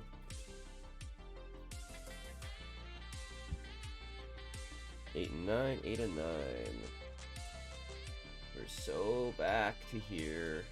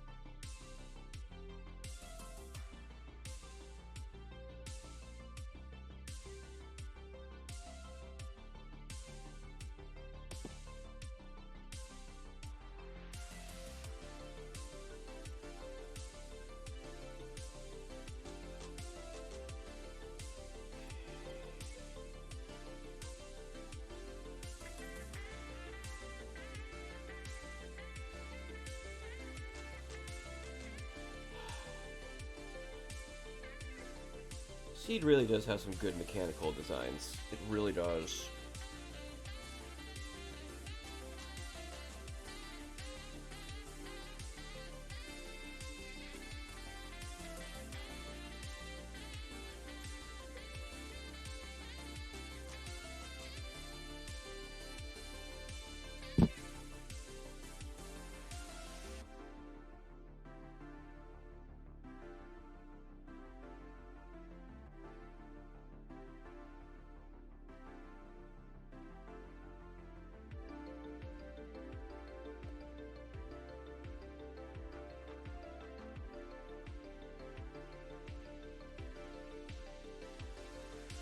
Calling something for the design history of the Seed Gundams.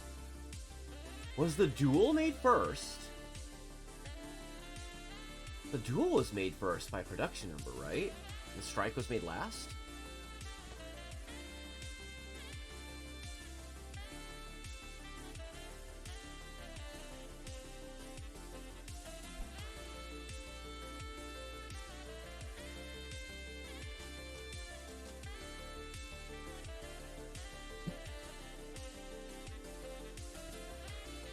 D2, little sides the calf.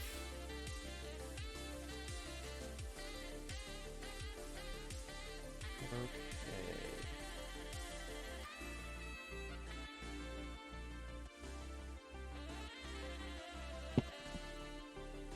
To the wiki, exactly. As I recall, and my memory is very fuzzy on this, the Strike was the last one prototyped, and basically took a lot of concepts of a lot of the other ones, and was like, we'll just make a versatile one that we can equip for anything. It was like the super experimental one. Well, each one focused on something.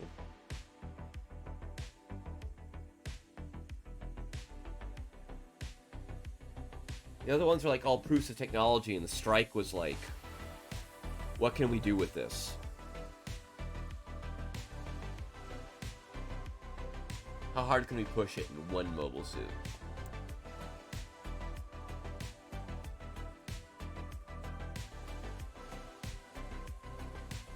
Four.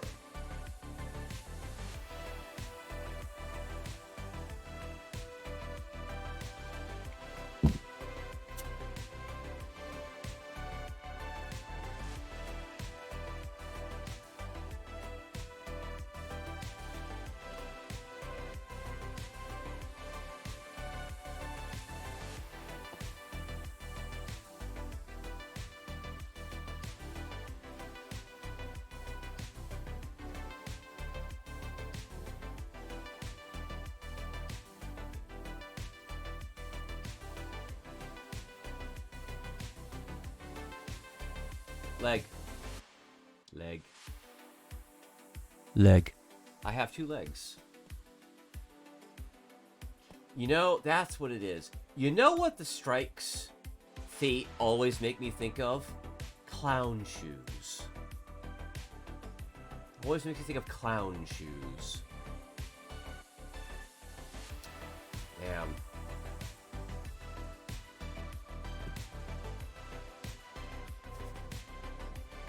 I am gonna take a longer break.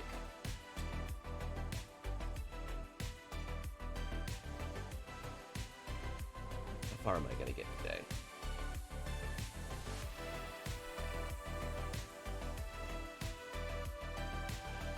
I think I'll do the waist unit too. Do it like I did the RX-78. I'll do the legs and the waist unit, and I'll finish it up next time.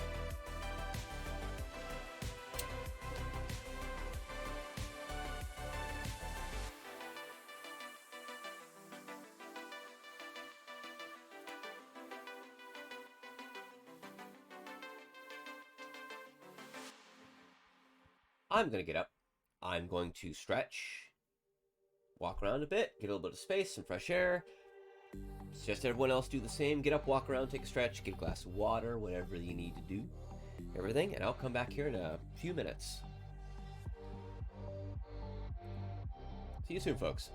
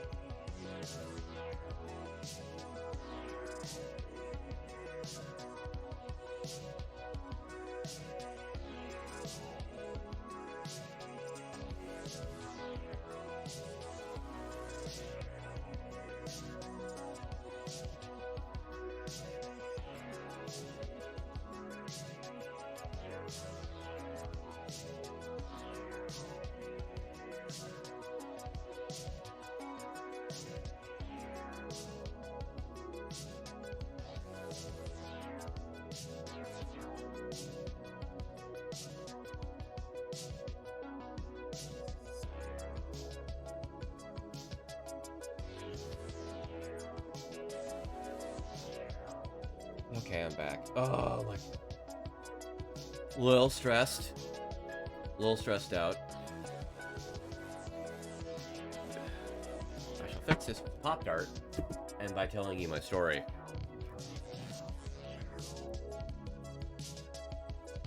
GAT-X102 Duel, 105 Strike, 303 Aegis, 207 Blitz, 103 Buster. Right. Right. Gotcha.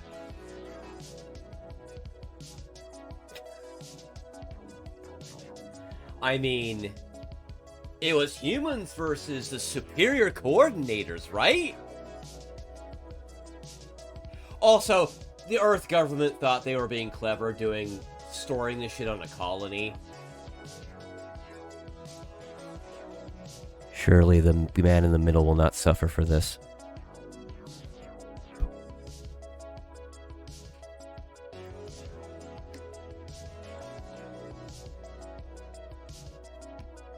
So, my crummy story is, there are 2 dogs that live in this house that I have to put up with.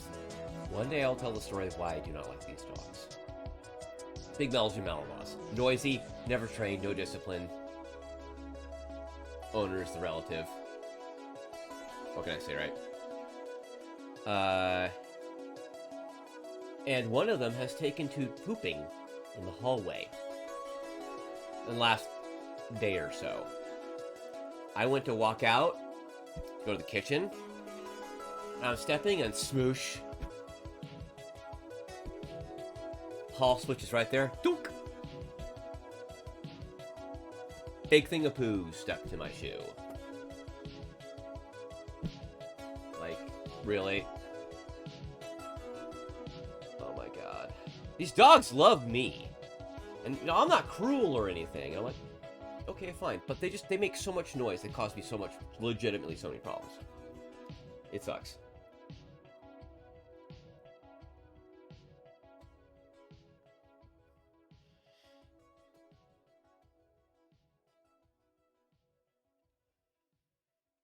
Well, you see,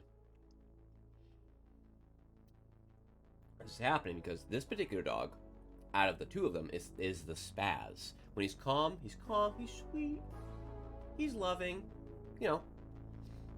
But he spazzes out so much, there are times that relatives are just like, shut up, don't want to hear it, just be quiet and lay down. But he does this all day, on and off. So as it gets later into the day, relative gets kind of sick of it finally. Tells him to stay inside. And then he shits in the house. Because he was never trained to indicate when he wants to go outside by, you know, just walking up and maybe pawing or walking up to the door and looking at you or whatever. You know, the basics, right? Never. So he just makes noise, gallops around in a corner. You can hear him like he's galloping on the floor up and down so hard in a tight circle. You know, like in the morning when your head's against the bed. Bark, bark, bark, bark, bark, bark, bark. He spazzes like that, and it's really hard. So, eventually, he has no way to communicate anything. Because he's never been trained. He's been in this house for years. I dealt with it for years. Yeah, it sucks. If he'd been trained, he would have ways to communicate and indicate these things to us, and him pooping in the hallway wouldn't happen.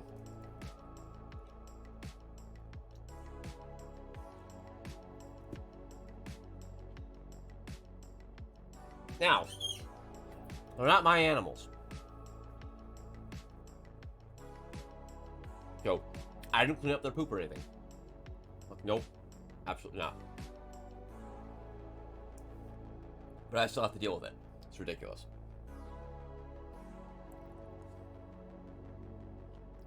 And there's a whole big story about these dogs and me. I'm pretty hands-off about it. I don't want to get into it because I'll get into it. But suffice to say, these dogs deserve better. I just don't feel I should be the one to give it to them. Because of the detrimental effect that their lack of responsibility about the owner has had on me.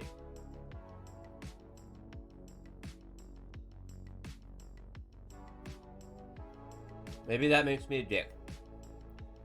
Or mean to these dogs. I don't know. But there's a big history. The only dogs I had growing up would rather explode than poop in the house. Well, that's because you trained them. That's because they were trained.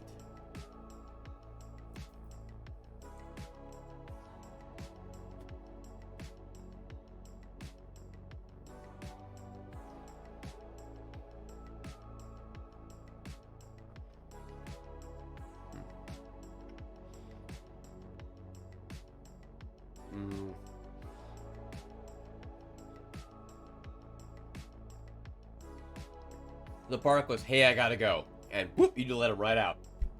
They go poop in their little space in the backyard, wherever they picked. Yep.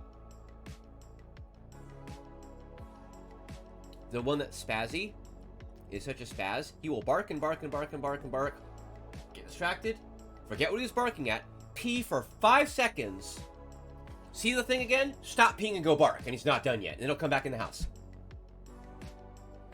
What? Then he'll run right back out the house again. He'll want to run right back out because he still has to pee. Oh, no, wait, he's forgotten about that again. There's something he needs to bark at. My God.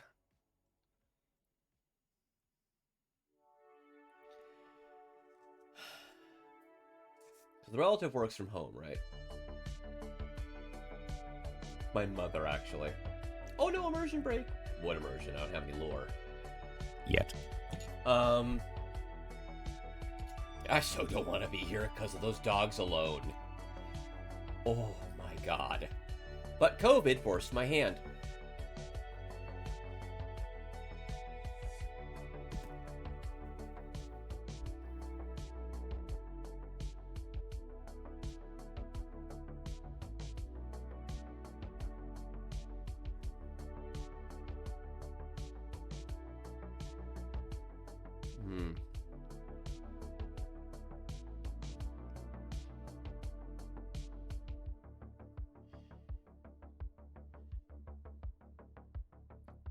Ah, congratulations, you have picked the animal that only cares about taking things from you.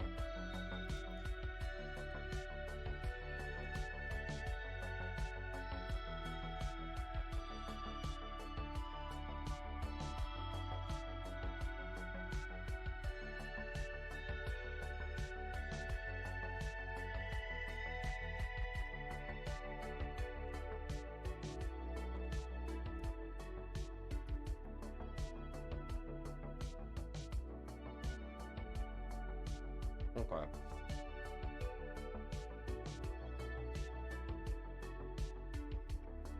Let's get a Discord reminder bot going here.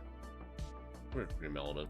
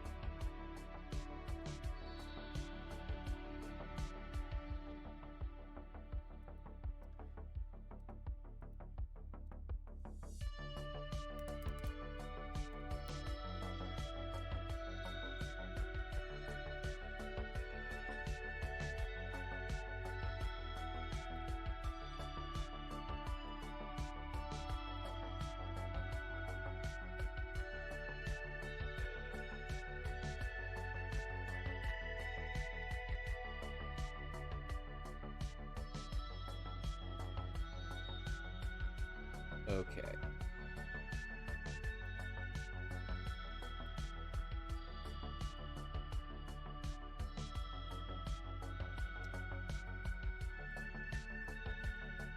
command. Response to say.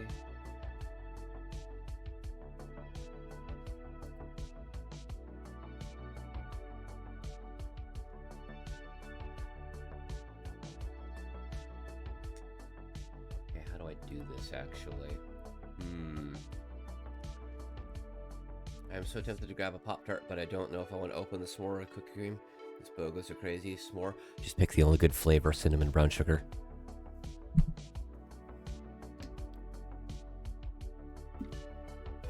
Gonna do a little bit of research here on just really quick.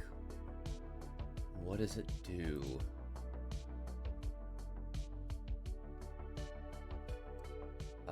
Right. I have to generate a new invite, I think. Hold up.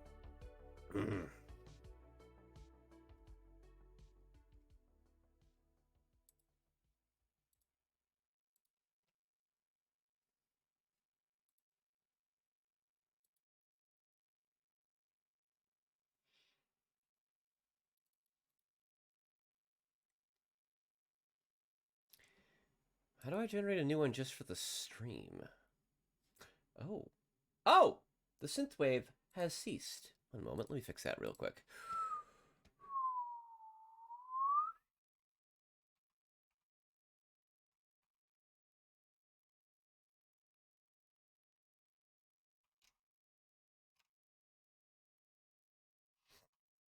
It's apparently only so many royalty-free mixes.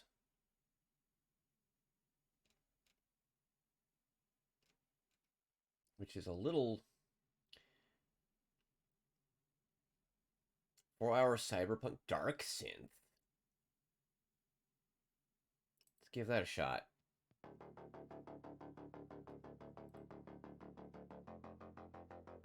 Like how this is starting. Alright. I have to generate an invite link. Oh, no I don't. No I don't. I can be really clever. I already have one I can use. I already have one I can use.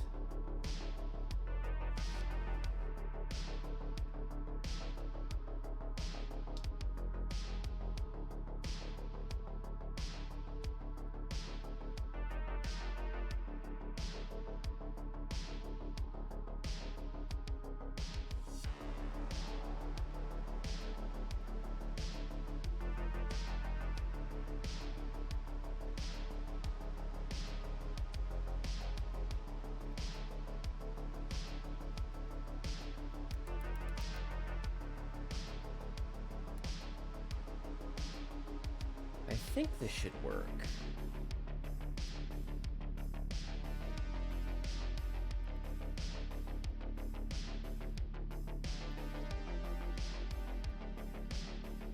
Boom!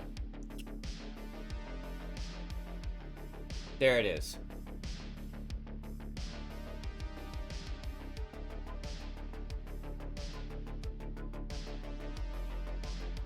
Boom, baby. Awesome.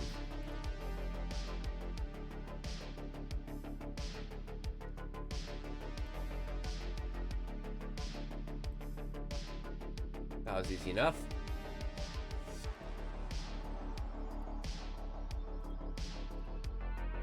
Okay. I think that's enough for a break. The dogs are barking and making endless noise.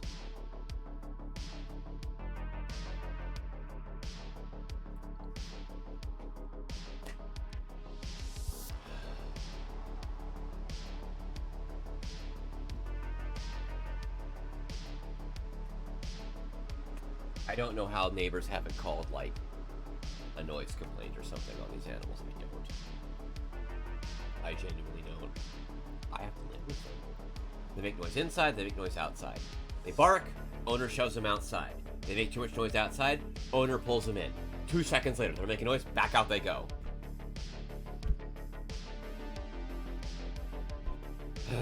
Alright, waste unit. Waste unit.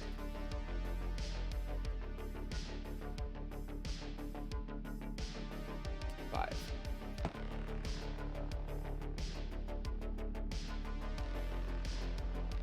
To be fair, I don't know, my brother didn't get in trouble with his dog. That thing screams for the smallest things.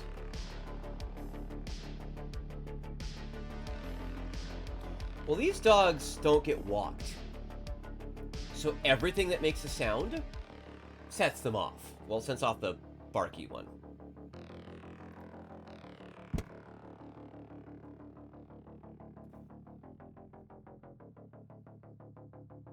Because they don't know what it is. And the owner, since they don't train, doesn't do anything to desensitization training, right?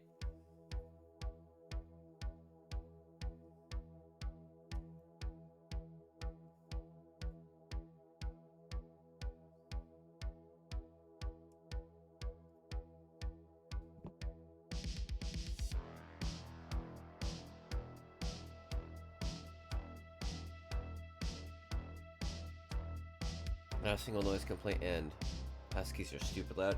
Huskies are also whiny. Well, it's time to take a bath.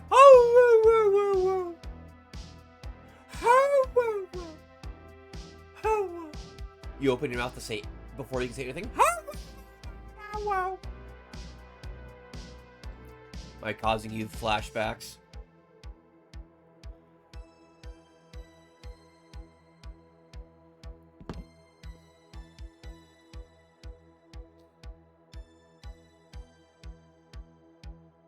Oh, that very whiny, that whiny sound that they make.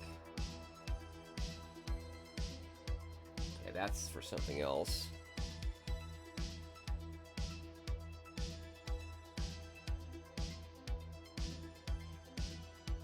F. F. Alright. Well, the F tree is getting pretty depleted here.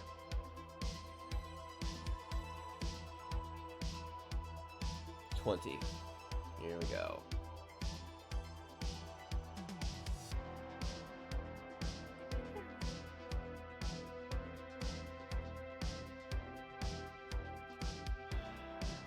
Then we'll hit the D1 sprue up.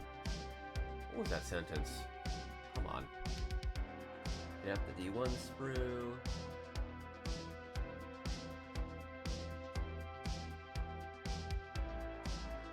I hope that my brother and sister-in-law are constantly at work, so they don't have much time to take care of the dog the best they can.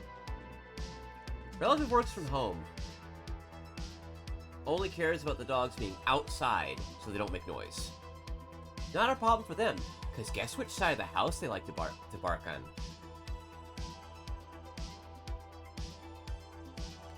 Yeah.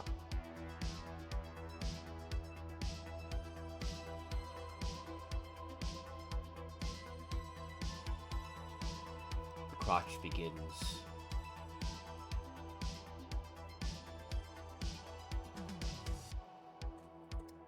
So who wasn't paying attention and just noticed that and is clicking back to the stream to see what the hell is going on? D130.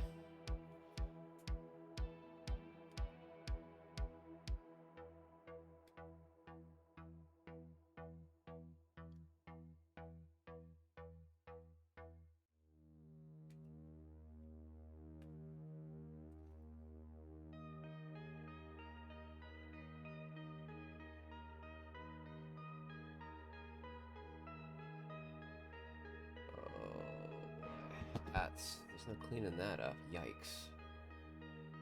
That's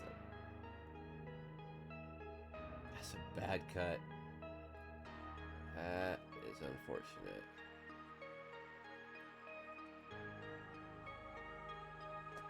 I said it before, and I'll say it again now.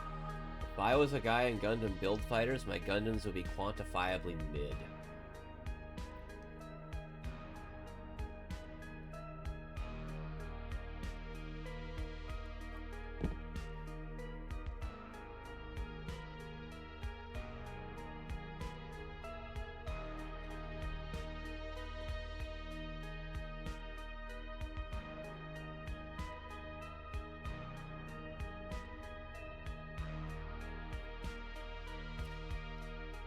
Oh. All this time. 2 hours. I'm finally cracking this bag open.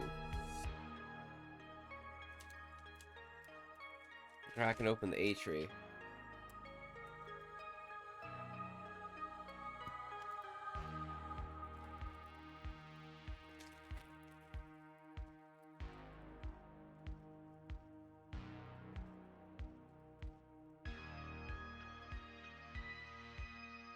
Okay, what is this part? A12.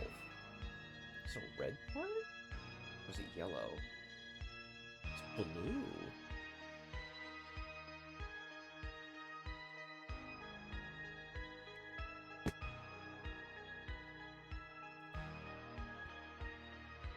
Also, these dogs are Belgian Malinois. They're basically Belgian German Shepherds, which have the thing of being very high energy dogs. If you don't walk them and or play with them, they get spazzy. Won't play with them in the morning, won't play with them at lunch break, won't play with them after work. It's too hot, it's too cold, I'm too tired. Yeah. Like, bro, really?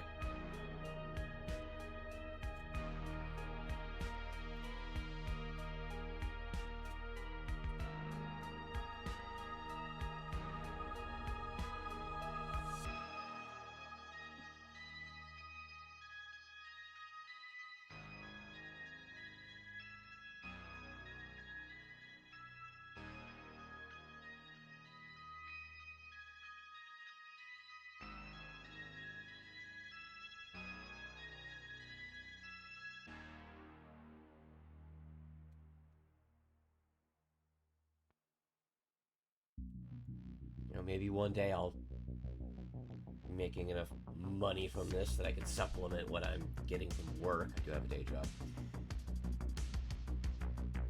I can move out again. Ha! I live in California. That ain't happening. One reason I was able to move out before is because I was living with 2 other guys, one of which was a friend. That worked out. Splitting rent 3 ways in a house? Yeah, I could do that. Sure. Not on my own. Oh no, California is hilariously expensive.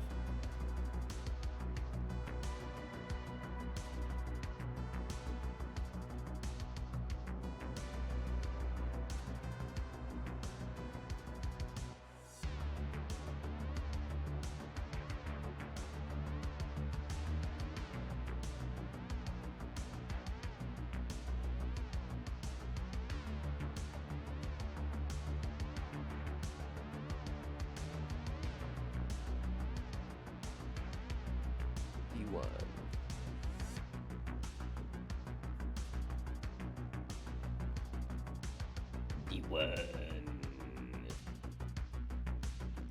28, 29. 28, 29.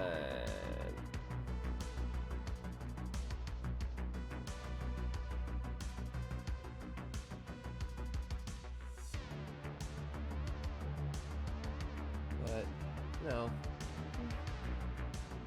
Lots of people make affiliate and then get nowhere after that. Yeah. See what happens. I'm just trying to do things that I like. And, you know, see what happens, honestly. It's kind of like just, I'll make affiliate and just see what happens from there.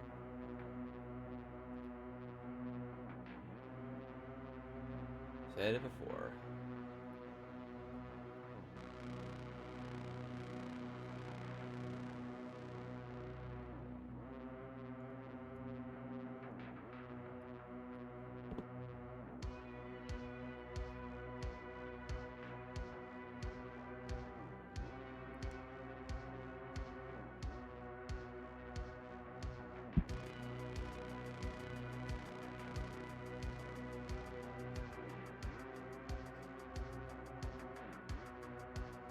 But I'm not terribly worried about it. It's not like with what I'm doing right now with VTubing, it takes like a ton of money. It really doesn't. I'm just playing games I already have. I played the first new game I bought in a long time, GAT-X Duel, yesterday. I'm playing that again tomorrow.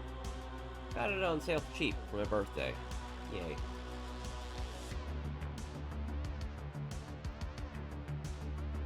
I got a huge backlog of old games I can play.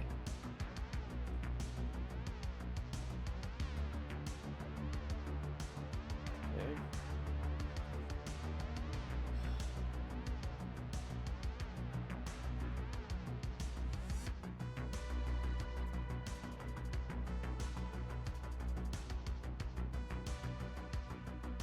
Just do what you can. You know, what you got.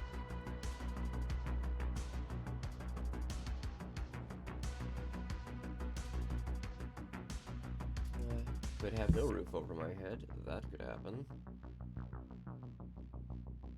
Oh.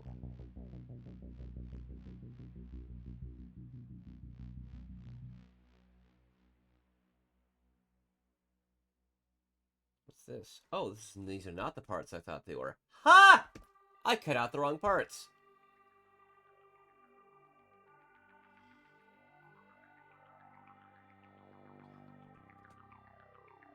Whoops. Hold on wait a minute.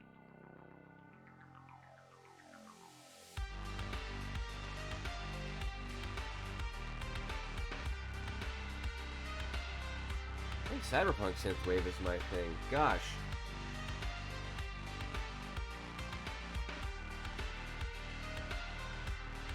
All the other skirt parts are completely contained here on this one tree. Okay.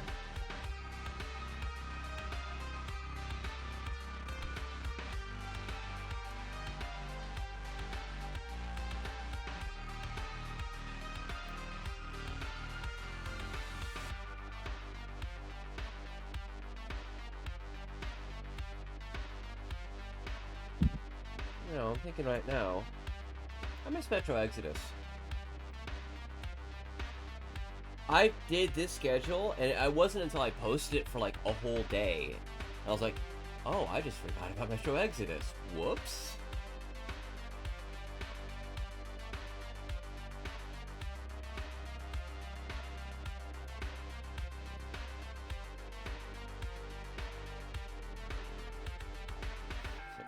Well then.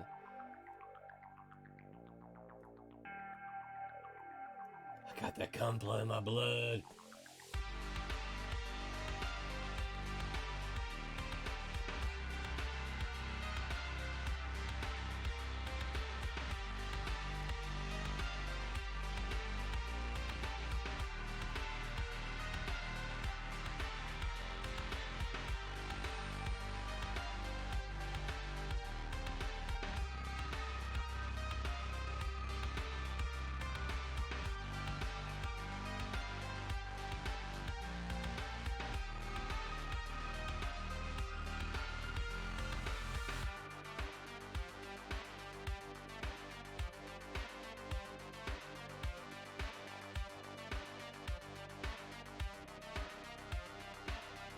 Oh, it's neat. I'm like, oh, that's about to fly away and disappear forever.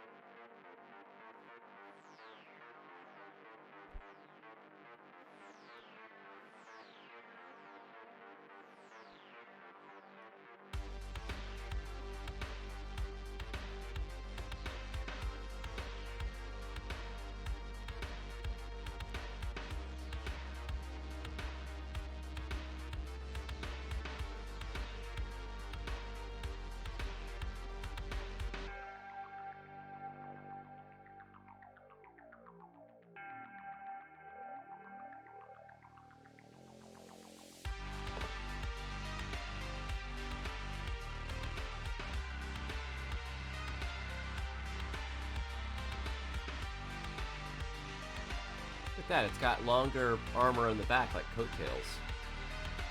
Look at that.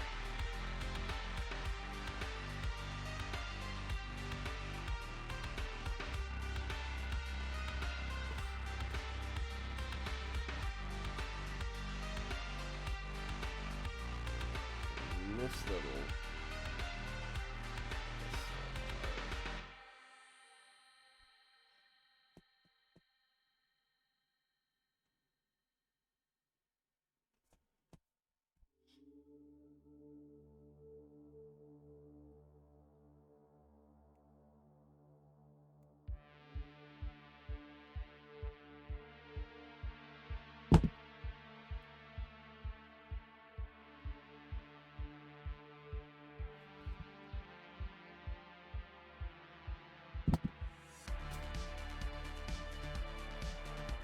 Yeah.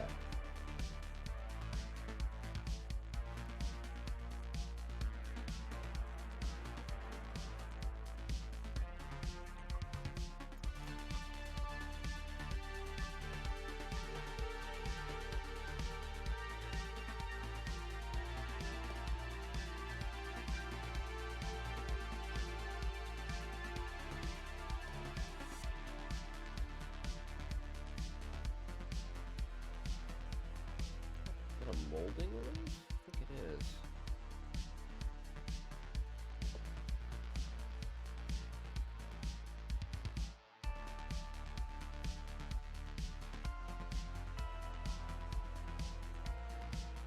That's what it's supposed to do.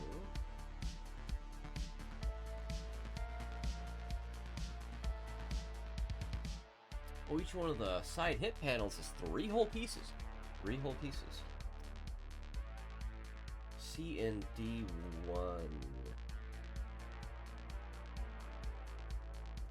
I'm using D1 and D2 for this.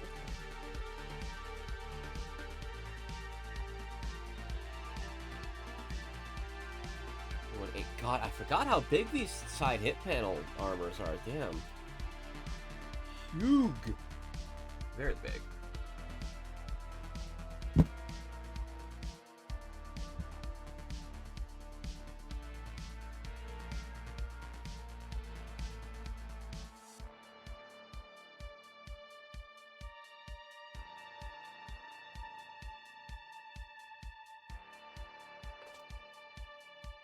C4, C5.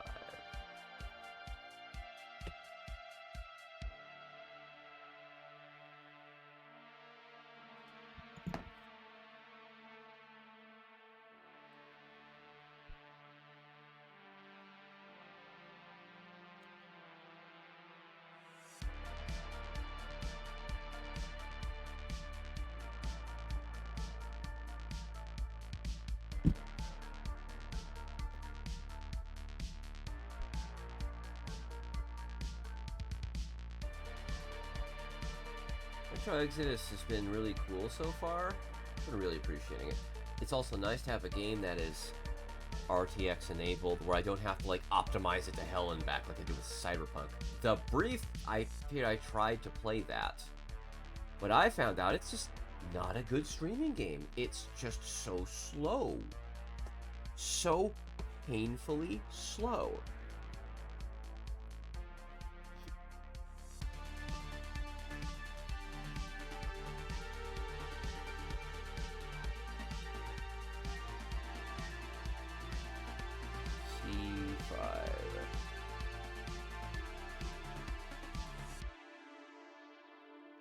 And I genuinely was like miserable streaming, and I'm like, this is so slow. It's so slow, I can barely comment. I'm like, oh my god, there's so much dead air. I'm just, my eyes are just glazing over as between the talking and everything. I'm just doing nothing. I'm like, oh god, this is really bad.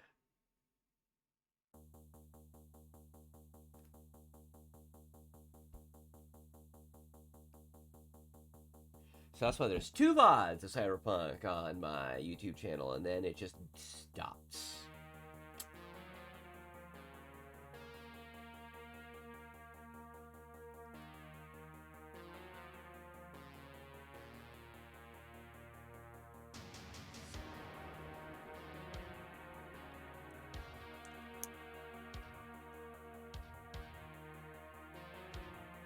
Oh, are these the beam saber holders? They are. They are, that's right. This is where the strike holds them.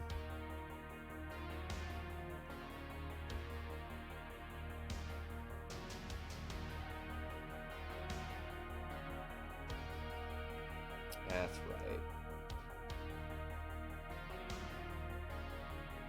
That's why these are so effing big. Let's get the beam sables out. Oh, it had knives. That's right. It stores the knives there.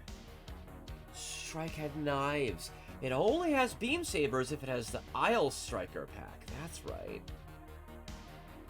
I remember now.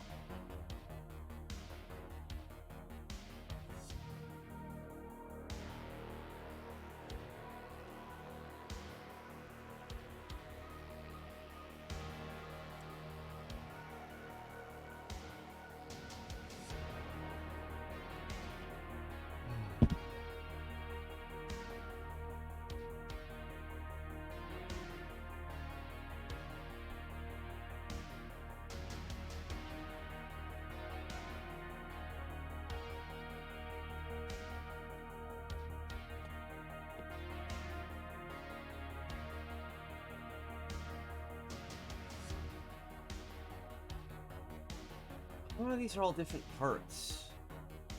They're mirrored as far as I know. Or I can see.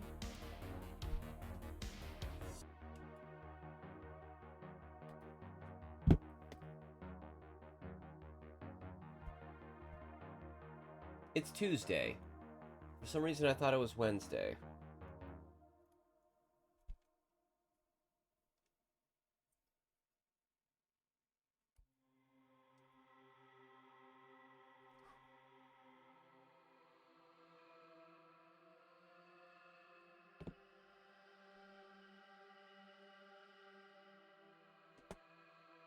I'll go in there. Say go in there.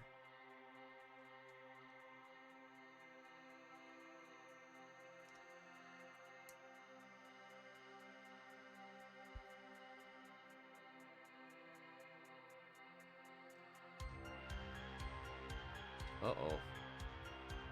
Door stuck. Door stuck. Door stuck. Door stuck. Uh-oh. You can jam those in there. Okay.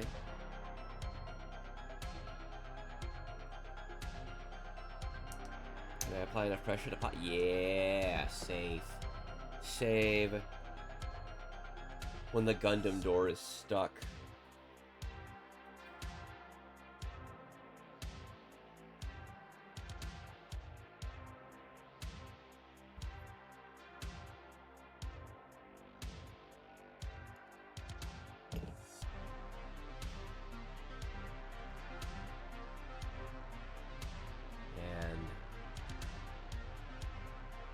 The hips go in, or the legs go in.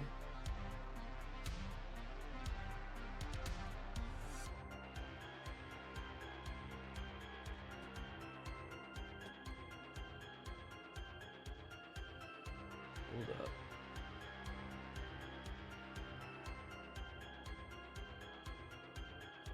Yeah.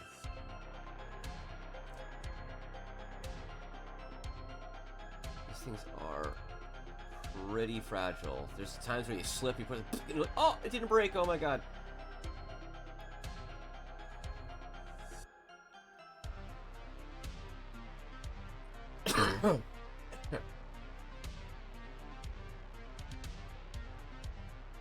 Oh, I missed part. D118. I was like, where's the butt piece? D118.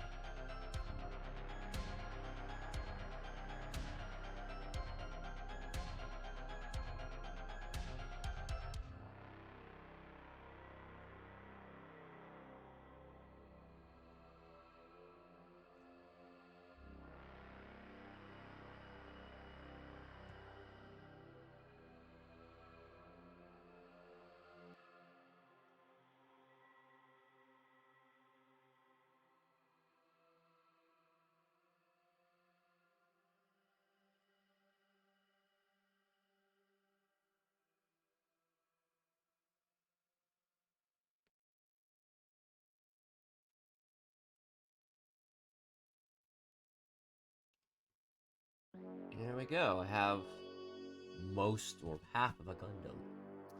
Look at that.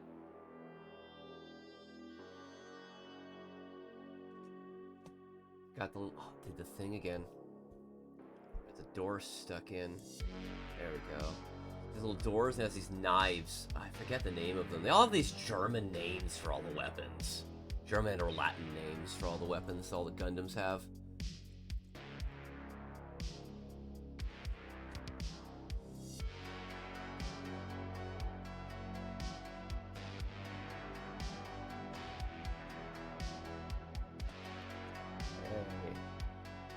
I think that's where I'm going to stop for today. I'll get on the arms and the torso and everything later. Body. God, what's the... A little bit of lore about the phase shift armor. Weapons. And the Aile Striker itself. Yep.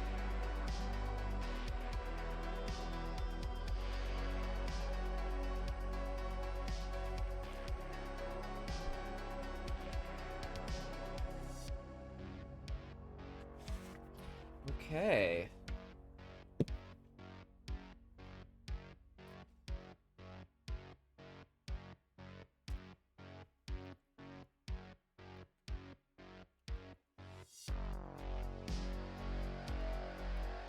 Well, actually, I won't bother putting them in the bags yet. I'll just...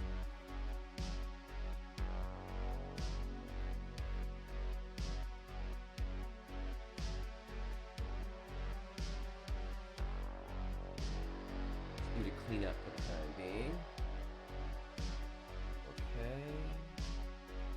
Should put this on the bottom.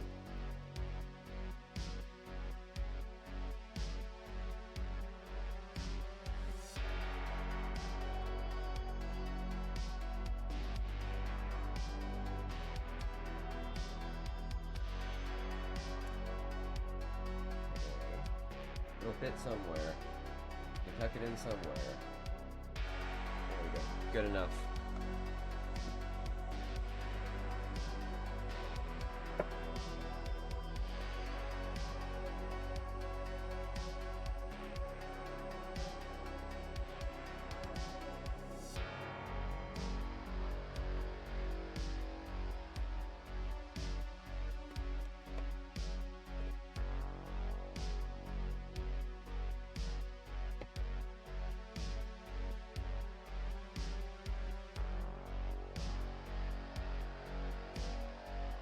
Alright, now for everyone's favorite part. The part where I flick up all the plastic dust and I breathe it in.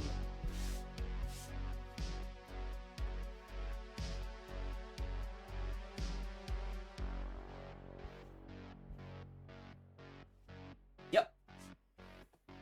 I could probably build these in one sitting, but they'd be like 5-6 hour streams, and I don't want to burn myself out on them, you know? I don't want to make myself hate it. There's so much time I can spend on under cheap lighting arrangements before my eyes start to get a little screwy. I want to protect what eyesight I have left.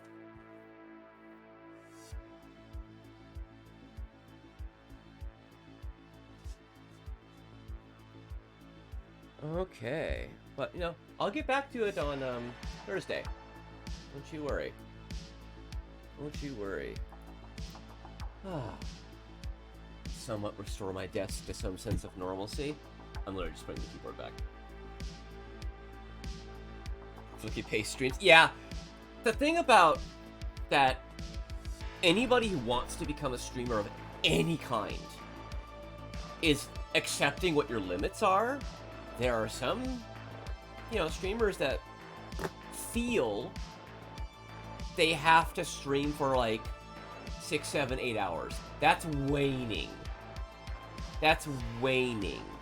Because it used to be if you're not streaming for like 8, 12 hours a day, you're not making content was the sentiment. It was a frankly toxic and terrible idea. But that's yielding to reality now in the past year, year and a half. Some people can stream for 8+ hours. Doesn't bother them. That's their limit. That's fine. Me? I'm about a 4 or 5 hour stream guy. That's just who I am. You know, and the statistics are, if I'm doing that 3 times a week minimum, I'm streaming enough. Eh. But that old idea of, like, you know, the big marathon stream that, like, you know, certain, you know, members of Hololive would do, where they do 12-hour streams and they do 24-hour streams, and then people got the idea of, ooh, I'll do that and get a bunch of exposure. And they would just cook themselves, right? Like, nah. Exactly. Exactly. Fatigue is involved. Yep, no, yeah, only, yeah. Fatigue's involved. Oh, it's not even 3 hours. Shit. When I did the RX-78, I was like 4 hours into it, because I was like, what am I doing? How do I do this? I'm so quick now. I'm so quick now. And I was like 3.5 hours into it, just getting to the same point. No, I was 3.5 hours, and I said, I'll do the waist unit. It took another 45 minutes to try. It's like 4.25 hours. And I was like, I'm dying.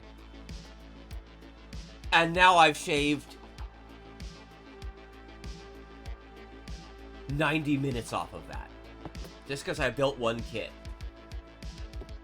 All about the skills, you know? Back to the swing of things, exactly. Pacing your streams is something that, you know, I thought, originally I started with a goal of 4, like, I can't stream for anything less than 4 hours.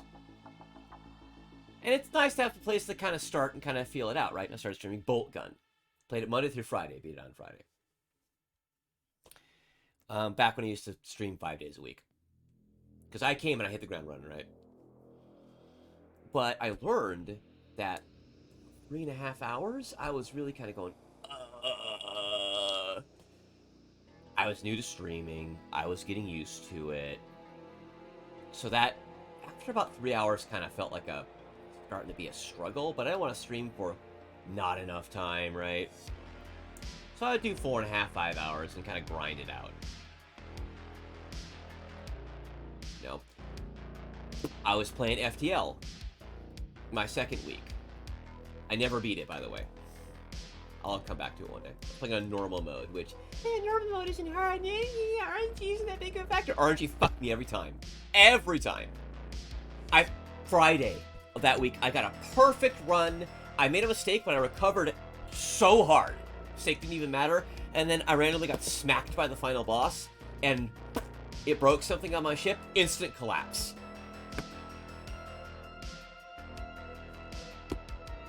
So, those streams were like 2.5 hours. 2.5 hours. I could only do those streams for like 2.5 hours. But I did 5 days a week of it. You know, that's more than your 3 streams at 4 hours apiece. That's more total time, but whatever. I really wasn't sweating it that hard. There's no point. And eventually you just get into a groove of, you kind of get used to streaming and everything. And it's hard at first when you have, like, no viewers to engage with and you're just talking to yourself. That's rough. That's, like, draining, right? That's a little draining. But you do it. You do it. And eventually you'll get some viewers, you get some engagement here and there, you know. And it gets a little easier, right? It's not lonely. You're not streaming all lonely anymore. And eventually, you know, you get a handful of consistent viewers, you get some followers, you know, and you just slowly work from there. Getting to affiliate's not difficult, it just takes time. The bar is very low. And I'll get there, I have confidence. Gotta have confidence. Gotta have confidence. 7 now. 10 followers, and then I just have to bring my viewership average up per stream. It's like 3. You need 3 average viewers over all the hours you streamed across 30 days. Some people will feel it. Yep, I'm getting there. You know, had 3. You know. Yeah, average viewers, that's the one that's a little more difficult. High engagement is difficult to get unless you have a bunch of friends who are all watching you do stuff. In which case, bam, but you just need the followers. And the average should be easy since we should be there for the... Yeah, I love you guys. I don't even... To be blunt, I don't even... I was thinking the other day, what about me is so interesting? You're a fun person to watch. Oh, thank you. Well, there we go. That answers my question. Oh, let me turn the light off for my eyes just get burnt out like some kind of person in the Indiana Jones movie. Oh, it's so much better. Well, I appreciate that. I'm not entirely sure what's... So I'm one of those people who doesn't understand why people would really like me. I guess it's because I can only really understand why people would find me engaging, right? I don't make a lot of friends. I've had friends come and go across my life. But I don't have a lot. I have more a small social group, if that makes sense. And that's always been fine for me. If I was like, you know,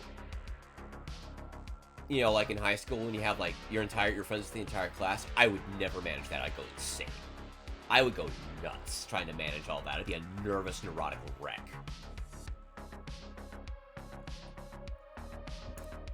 You know, it took me a very, very, very long time to not playing a character, you're just being yourself, and it's a great change of pace. You're pretty relatable. Yeah.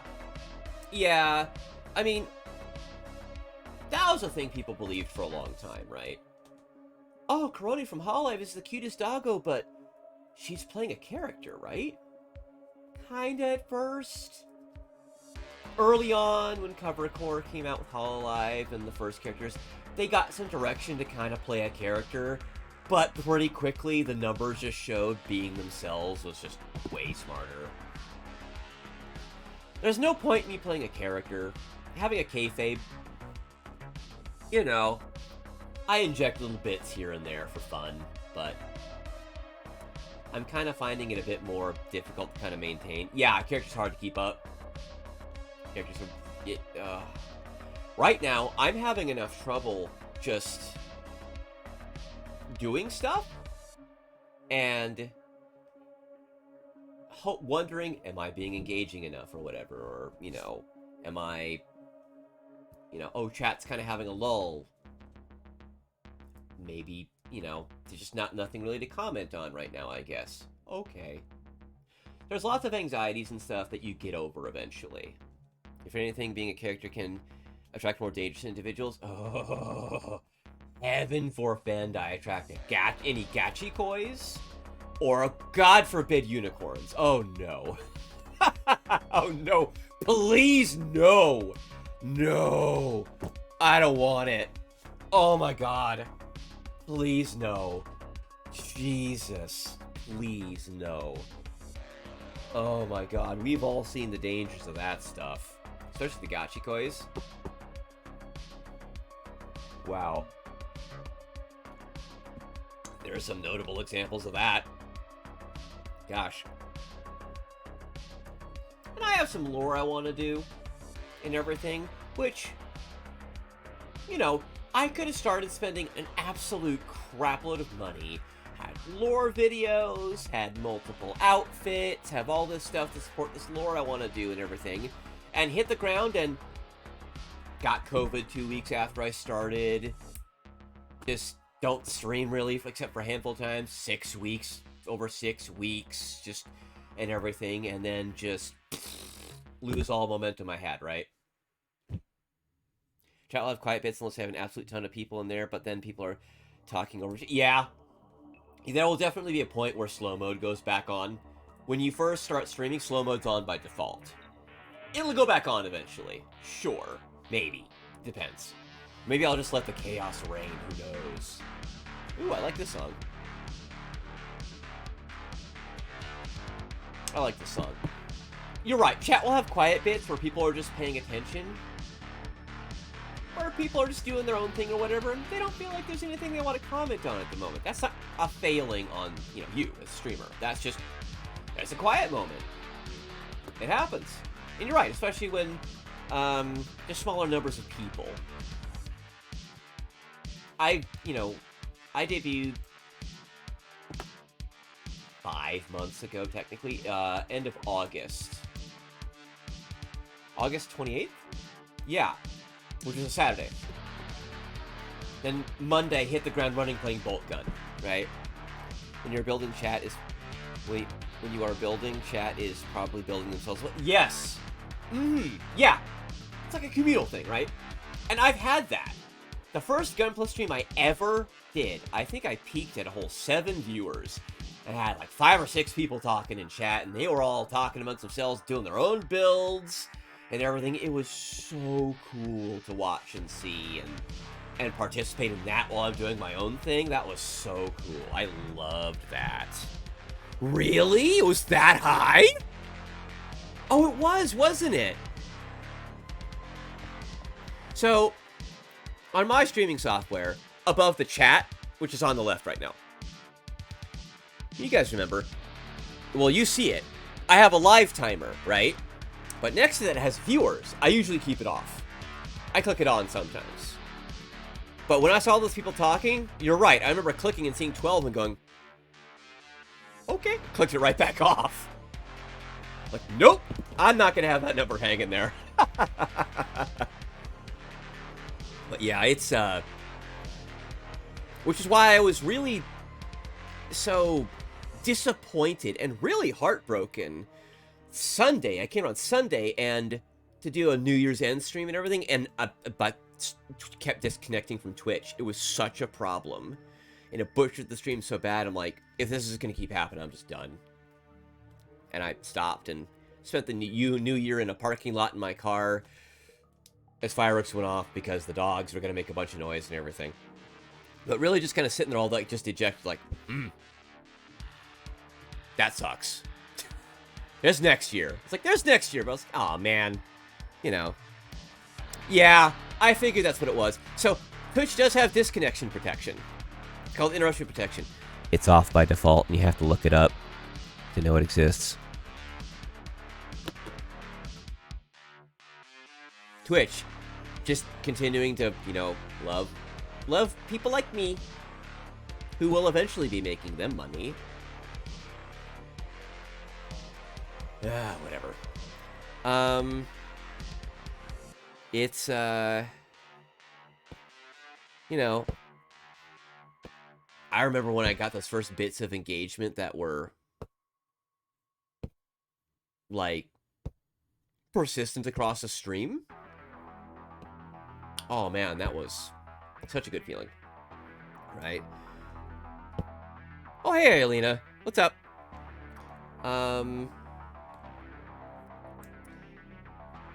Getting to the point where I'm now having 1, 2, 3, 4.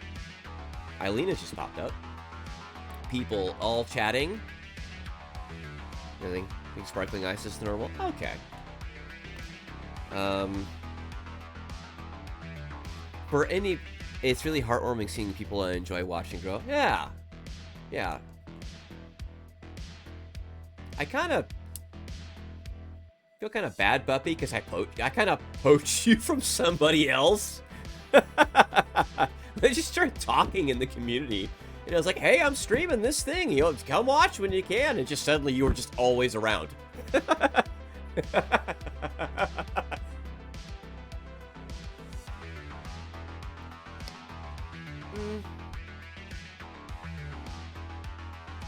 People will just drift across communities, you know?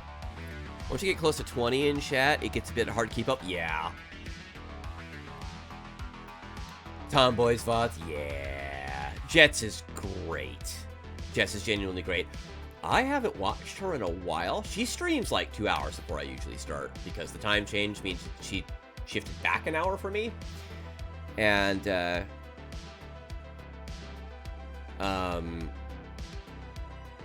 but I'm just too busy being headful. The problem with having ADHD is if it's really being bad for you, when you have a thing like your job, you have a shift at your job today, or, you know, you got the big thing like streaming or whatever, what that means is your plate is full, and you're just maybe doing kind of struggling to do basic chores to function because you're waiting until the time to do that thing. That's an affectation of ADHD, and that makes functioning a little difficult. My ADHD used to be alright, but I've also never done anything this big before. Throwing myself out there. That's why I'm doing it. Want to get out there and have experiences, make experiences, and have them, and, you know, meet cool people. And so it's a big deal in the sense of, I'm streaming, yeah, I'm having fun, I'm chatting with you guys casually and everything, but it's like, it could turn into something, so I take it seriously, right? I think I'll watch both. Yeah, there you go. That's what VODs are for. There is no amount of time in the human life to watch every VTuber that you would want to watch, right? My ADHD has been unmedicated for a long time. Same. It used to be, but the meds were like more trouble than they were worth. And, you know, it was at a time in my life when I didn't need them anymore, anyway. Well, I was on different medications for other stuff. That'll be a story for another time. But up to this point, I don't think I've had a life that has had the kind of pressures that I feel, where I take something that I actually like. Having a passion and a hobby to take care of is one thing, right? That's a good thing. Something I'm doing like this is the same kind of thing. I'm doing it because I want to, I enjoy it, and I like it. But there are stakes, right? That's different. Job, I can handle a job. This is a unique stress for me that I'm learning to navigate. And it's, just, you know, the only thing you can do is be smart about it, right? How that keeps your hands busy is good for mental health. Actually, it is. It is, actually. You are correct about that. The way the neurology works is because it makes you concentrate. Even at a very low level, it makes you concentrate, right? And that supports brain health, physical brain health. There you go. There you go, Ailena. So, for those of you, so Ailena's appeared in streams a few times now. For those of you not in the know, and maybe quirking an eyebrow at her saying things like that, I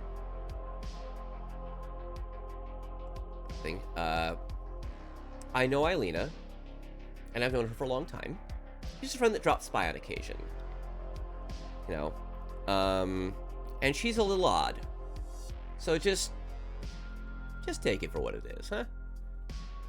Readjust your focus away from negative. It could also be used to help people with addiction. Yeah. Mm-hmm.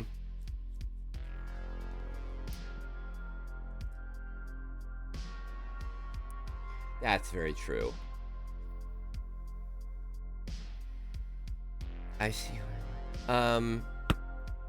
Speaking of focus on things with hands, I think that's why I got so damn into airsoft, working on my airsoft guns. Because holy shit. Damn. That's lots of handy stuff, lots of thinking and everything. It's a great way to spend time and, you know, catching up on VTuber clips and highlight reels and other stuff you want to watch or whatever. Or just listening to the Mandalorian theme on loop for like 3 hours, because that's cool too. It's something I want to do with hand cam streams. Not quite there yet. I should probably wait a little while longer from what I've seen to have a bit more of a following, because it's kind of a technical subject, but it's cool. It's cool to know about, right?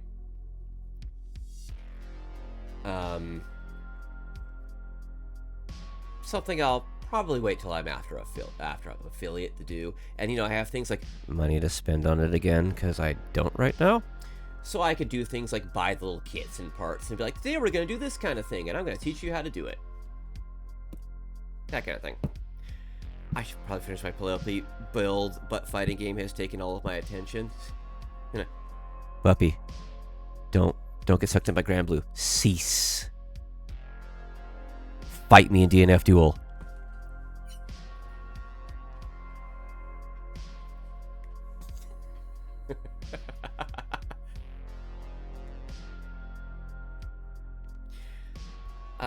Yeah.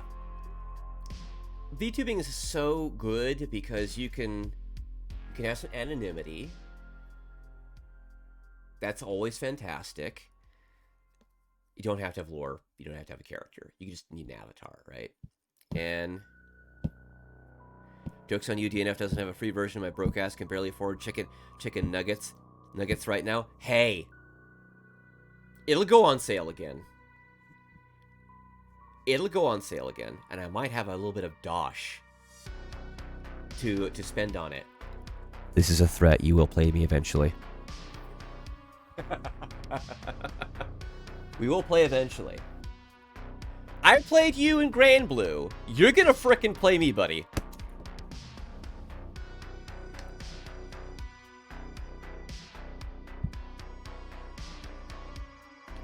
Yes, except instead of cajoling the person into doing something that's free, I'm gonna pay. I will pay for you to do this, and you will like it. That's what makes it a threat.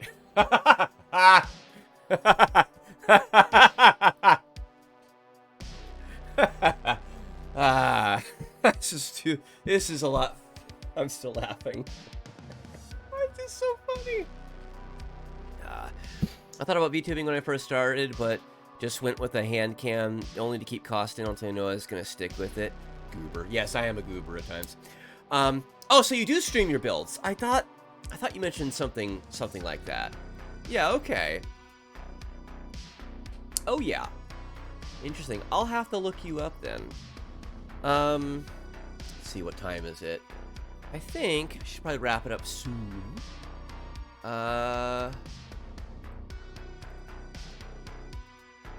Well, there you go. The floor of it. Thanks, Alina.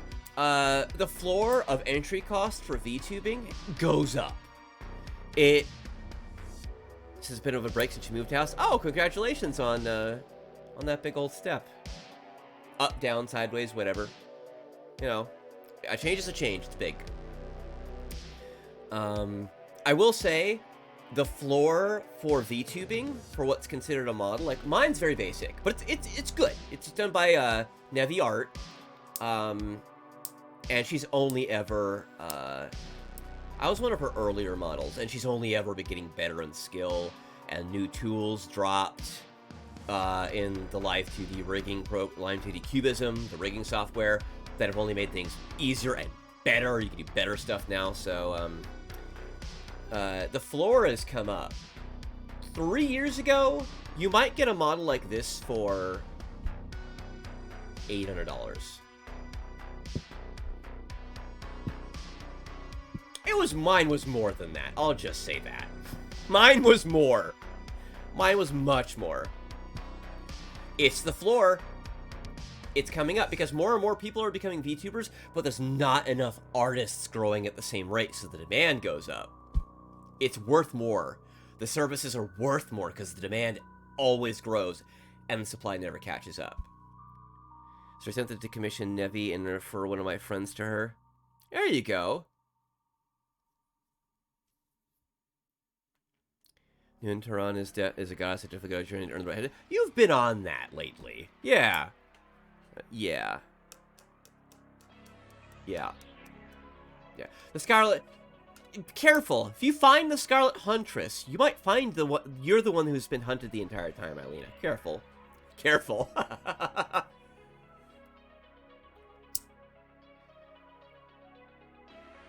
Okay. Well, that'll be interesting, Buppy, if something happens with Nevi there and your friend. Nevi's really cool to work with. She's quite fantastic. As a second artist I ever worked with, and my first VTuber modeler, you can't ask for better. In that sense, right? If she's like your first experience for that, awesome. She'll definitely set a bar for you.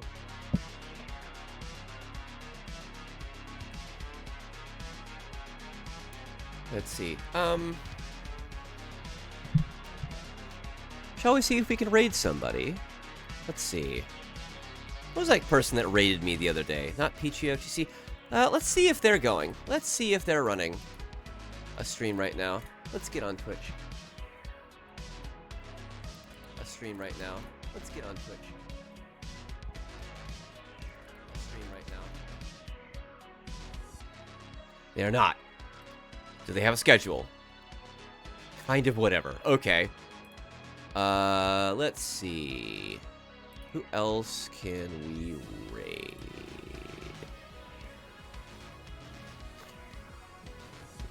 Who's raided? Let's see. Who's someone I could raid right now?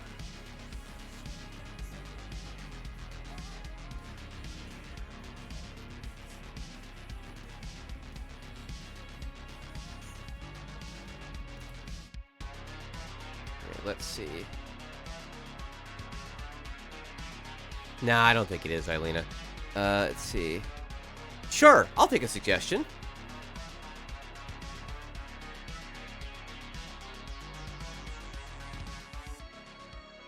What is the puppy? Gigi CV2. Gigi CV... or CV12. Okay. Let's have a look. Oh, they're live right now. And I did try to play War Thunder. Oh, come here. She's talking... Real estate, thank you so much for that. Thank you so much. She's talking about War Thunder. That piques my interest.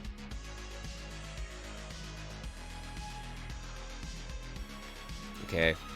Sure, why not?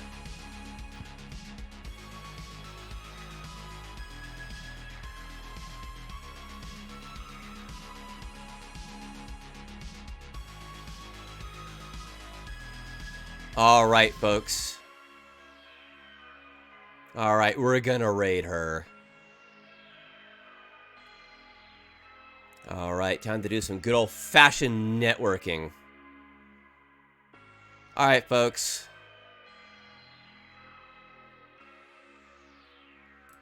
Well, it's been it's been wonderful. Let's go in there. Let's give her a shot and everything. Give her a look and everything. And yeah, Dynamis. I'll see you next time, man. My schedule is posted every week in the Discord and on my Twitter and everything. Thanks everybody who came by from the stream and everything. I'll be back tomorrow at 5 Pacific time to play more DNF Duel. And anyway, thanks for stopping by the stream. I'm Mav, and let's get raiding. Let's get raiding. I don't even have a raid message. I don't know. Figure something out. I will out for DNF. There we go. All right, folks. Have a good one. Raid, go!